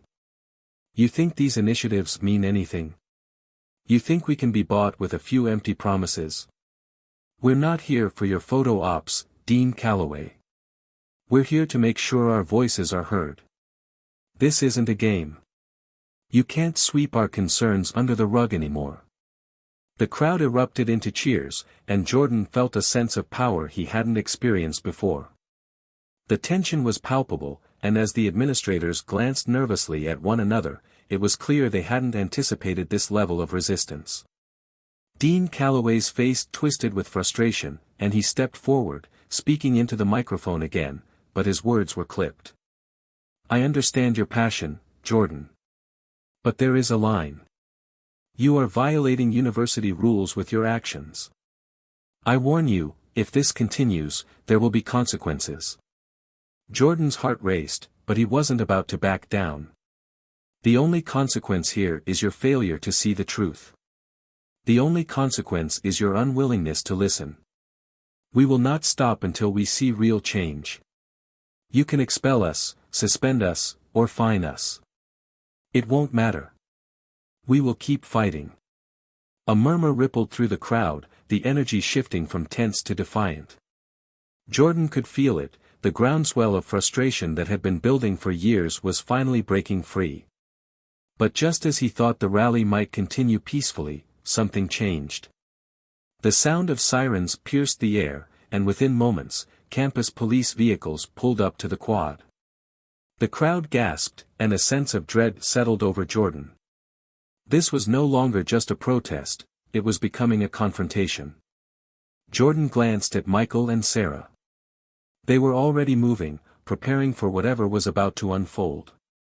It was clear that the university was not going to allow the rally to continue without consequences. As the police began to line up, the crowd began chanting louder, their voices rising to drown out the noise of the sirens. The standoff had begun. And in that moment, Jordan realized that the battle had escalated. This wasn't just about winning a few reforms anymore. It was about something much bigger, the right to be heard, the right to exist in a space that had for too long ignored them. Jordan stood tall, facing the officers who had now surrounded the rally. The tension was unbearable. But something inside him clicked. He realized that this was the turning point, not just for the movement, but for him personally. He had spent so long fighting for change, but now it was time to embrace the fight itself, no matter the cost. "This isn't over," Jordan said, loud enough for everyone to hear. "We won't back down. This is just the beginning." And with that, the rally erupted into a roar of defiance. The university had underestimated them. The crowd's energy was palpable, their voices drowning out the roar of the sirens. Jordan stood at the center of it all, feeling both powerful and powerless at the same time. The rally had turned into something far more significant than a protest. It had become a battle, one that he couldn't turn away from now, even if he wanted to. The line of police officers had grown, their presence intimidating, yet they didn't move. They were waiting for something. Jordan wasn't sure if they were hoping for the students to disperse or if they were just biding their time for a reason that wasn't entirely clear to him. Either way, the longer they stood there, the more the tension in the air grew. "Stay strong, stay calm," Jordan muttered to himself, his eyes scanning the crowd. They were united. If anything, this was proof of their strength. Their numbers were growing, students, alumni, even a few faculty members who had quietly shown support in the past. This wasn't just his fight anymore. This was everyone's. Michael appeared at his side, his face etched with concern. "We need to prepare for the worst. We know they won't let this go. Not without a fight." Jordan nodded, swallowing the lump in his throat. He knew that once the police made their move, it would all change. The whole campus would be watching. It could make or break their cause. "Don't worry, we'll handle this," Sarah added, walking up to them. Her eyes were sharp, focused, but there was a hint of anxiety behind the calm. "We need to keep them engaged, keep the focus on the message. If we lose control now, we lose everything." Jordan glanced back at the police. They hadn't made any move yet, but their presence was undeniable. Their silence was loud. The longer it stretched, the more Jordan could feel the breaking point approaching. Suddenly, without warning, one of the officers stepped forward, his hand resting on the baton at his waist. He looked directly at Jordan, his expression unreadable. It was as if the officer was daring him to make the first move. Jordan's heart pounded. This was it. They had reached the tipping point. But before he could respond, there was a shout from the crowd. "Stand your ground, Jordan. Don't let them push us around." The words resonated in his chest. His mind raced with all the implications of what could happen next: arrests, suspensions, maybe even worse. It could all fall apart in an instant. Then, the loudspeaker crackled to life. It was the voice of Dean Calloway. "Students, I'm giving you one final warning. Disperse immediately. You are in violation of university policies, and failure to comply will result in disciplinary action. Any students remaining will be subject to arrest." The threat was clear. It wasn't just about policies anymore. It was a direct challenge to their rights. The administration wasn't just trying to stop them. They were trying to break them. Jordan's hands clenched into fists, but he didn't move. His body trembled slightly, not from fear but from the weight of what he was about to do. The movement, the cause, it all came down to this. The students were counting on him to be strong, to lead. They were counting on him to show that they wouldn't be intimidated. "Everyone, listen to me," Jordan shouted into the microphone, his voice ringing across the quad. The crowd quieted, and every eye was on him. "They want us to back down. They want us to go home, to accept their lies and their empty promises. But we won't. We are here for change, and no matter what they do, we will not stop fighting. We have the right to speak, to be heard. We have the right to stand up for what is ours." The crowd roared in agreement. The sound of their voices was like a wave, swelling and cresting in defiance of the administration. And then, as if on cue, the police began to move. The officers formed a solid line in front of the stage, blocking the way for anyone trying to advance. A few students in the crowd hesitated, unsure of what to do. Others began to shout back at the officers, refusing to move. Jordan's heart raced, but he remained where he stood. This was the moment. This was the line in the sand. But then something happened. As the police stepped forward, one of the students, a freshman named Jasmine who had been involved in the movement since the beginning, stepped forward too. She was trembling, her face pale, but her voice was steady. "We're not afraid of you." The police officer in front of her hesitated, and for a brief moment, it looked like he might hesitate further. But then another officer, a senior officer who had been quietly observing the situation, barked a command. Without warning, they moved forward, beginning to push the students back. Some students screamed, others scattered. It was chaotic. Jordan felt his heart drop. This was turning violent.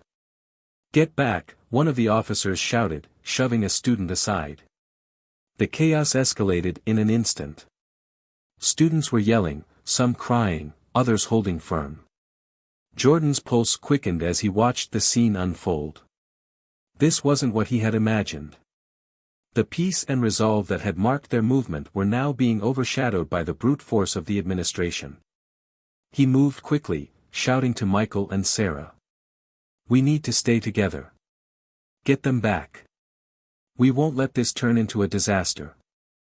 But the damage was done. Students were being pulled away from the front lines, some shoved roughly to the ground, while others struggled to keep their footing in the growing panic. Jordan reached out to help one of his friends who had fallen, but the moment he touched her arm, he felt a sharp shove from an officer. His breath caught in his chest. "This is wrong," he yelled, his voice cutting through the chaos. "This is not how it's supposed to be." But the officers didn't listen. They were pushing forward with force, their orders clear. Jordan glanced back at the stage where the movement had started. The students still stood strong, defiant, even as some of them were being hauled away. He knew that what was happening now, the arrests, the violence, would make headlines, and it would shift the narrative. The administration had pushed too far. As the rally continued to disband in disarray, Jordan's mind was spinning. The police, the tension, the arrests, it was all becoming a nightmare. But through the confusion, Jordan could still feel the strength of the students. Their fight wasn't over. It wasn't over just because they were being pushed down. Jordan stood taller than ever before, surrounded by his peers, feeling the weight of their collective struggle. The police could break their bodies, but they couldn't break their spirit. It wasn't over. The campus was eerily quiet the morning after the rally. The usual buzz of students rushing to class, the hum of conversations, the sounds of footsteps echoing through the walkways, it was all gone. Instead, there was an oppressive silence hanging over the university, like a storm cloud waiting to burst. Jordan woke up in his dorm room to the sound of his phone vibrating incessantly on the nightstand. He reached for it, still groggy from the exhaustion of the previous night. As soon as he unlocked the screen, dozens of notifications flooded in, texts, emails, social media posts, and news alerts. His heart skipped a beat. The images from the rally were everywhere. Some were from students still at the scene, others were from onlookers who had filmed the chaos. There were photos of students being forcibly removed by the police, some crying, some shouting, but most simply looking confused and scared. And there was one image of Jordan, his face flushed with anger, standing between an officer and one of his friends, trying to intervene as the police dragged her away. The university's response was swift. They had already sent out an official statement condemning the rally, calling it a disruptive and dangerous act of civil disobedience. They were threatening to expel any students who had been involved, promising disciplinary action for anyone who had broken university rules. But the media response was even more significant. National news outlets were covering the rally. News anchors were talking about the tension between the students and the administration, some speculating that the university's heavy-handed response would only fuel the fire. News articles highlighted the images of police brutality and the students' peaceful message that had been drowned out by the violence. Jordan sat on the edge of his bed, staring at the screen. His stomach churned as he read through the headlines: University cracks down on student protest, students brutally arrested after rally turns violent, campus struggles with free speech, diversity controversy. The images, the news, the reaction, it was all bigger than he had ever imagined. He had expected backlash, but this was a full-scale media storm. The question that lingered in his mind was whether it would work in their favor or against them. The door to his room creaked open, and Michael stepped in, his face grim. Sarah followed behind him, looking just as tense. Neither of them said anything at first, they just stood there, staring at the phone in Jordan's hand. "What now?" Michael asked, breaking the silence. Jordan shrugged, setting his phone down on the bed. "I don't know. The university's not going to back down, not without a fight. They've already made it clear they want us gone. They're going to try to bury this." "And the media?" Sarah asked. "What do we do with the media coverage?" Jordan shook his head. "We use it. We have to. This is our moment. We can't let them control the narrative. If we stay silent, they'll get away with this. But if we speak up, maybe we can turn this around."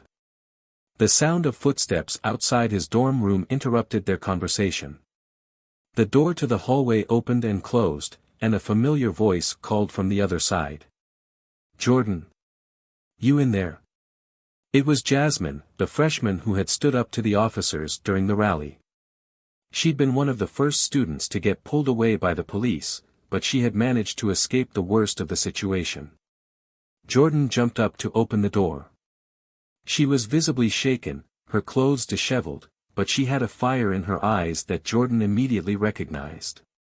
She didn't look defeated. She looked determined. "Jordan, we need to talk," she said, stepping inside. "It's not just about us anymore. It's about the whole campus." Jordan nodded, gesturing for her to sit down. "What's going on?" Jasmine took a deep breath. "I talked to a few people after everything happened last night. Some of the professors are already organizing a petition. They're willing to back us up, but they need us to make a statement.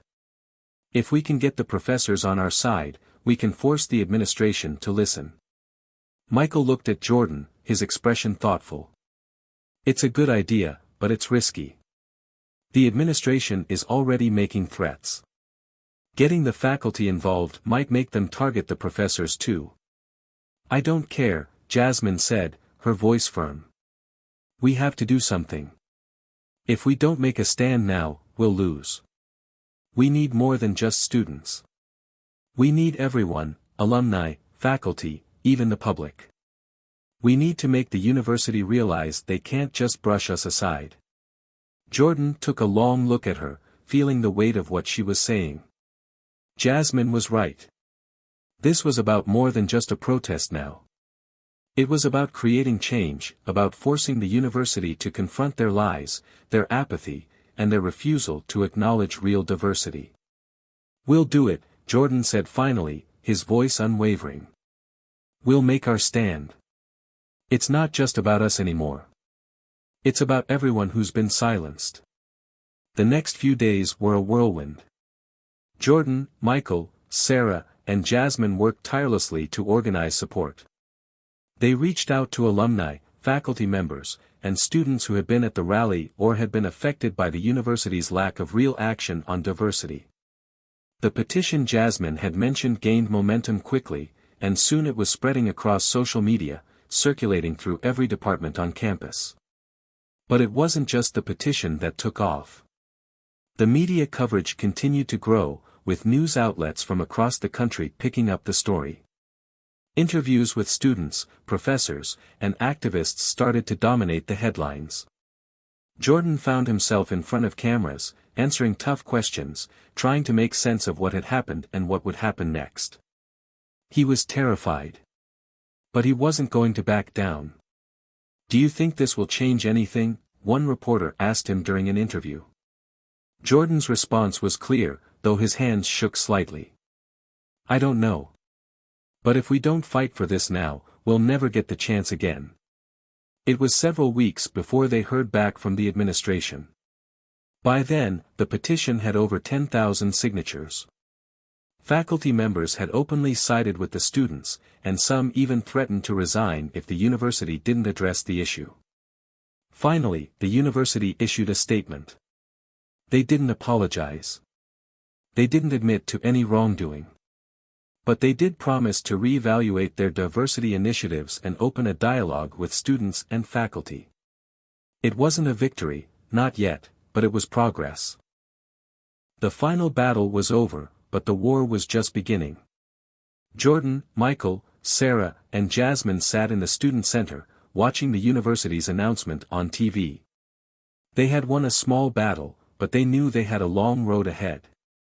"It's not enough yet," Michael said, his voice low. "But it's a start." Jordan looked around at his friends, the people who had fought beside him. He couldn't help but smile. It wasn't over, but they had done something that none of them thought was possible. They had taken on an institution and made it listen. And that, for Jordan, was enough to keep fighting for. Hit subscribe and leave a comment with where you're watching from. This story might just spark a new beginning. What's one thing that always pushes you forward, even when things get tough?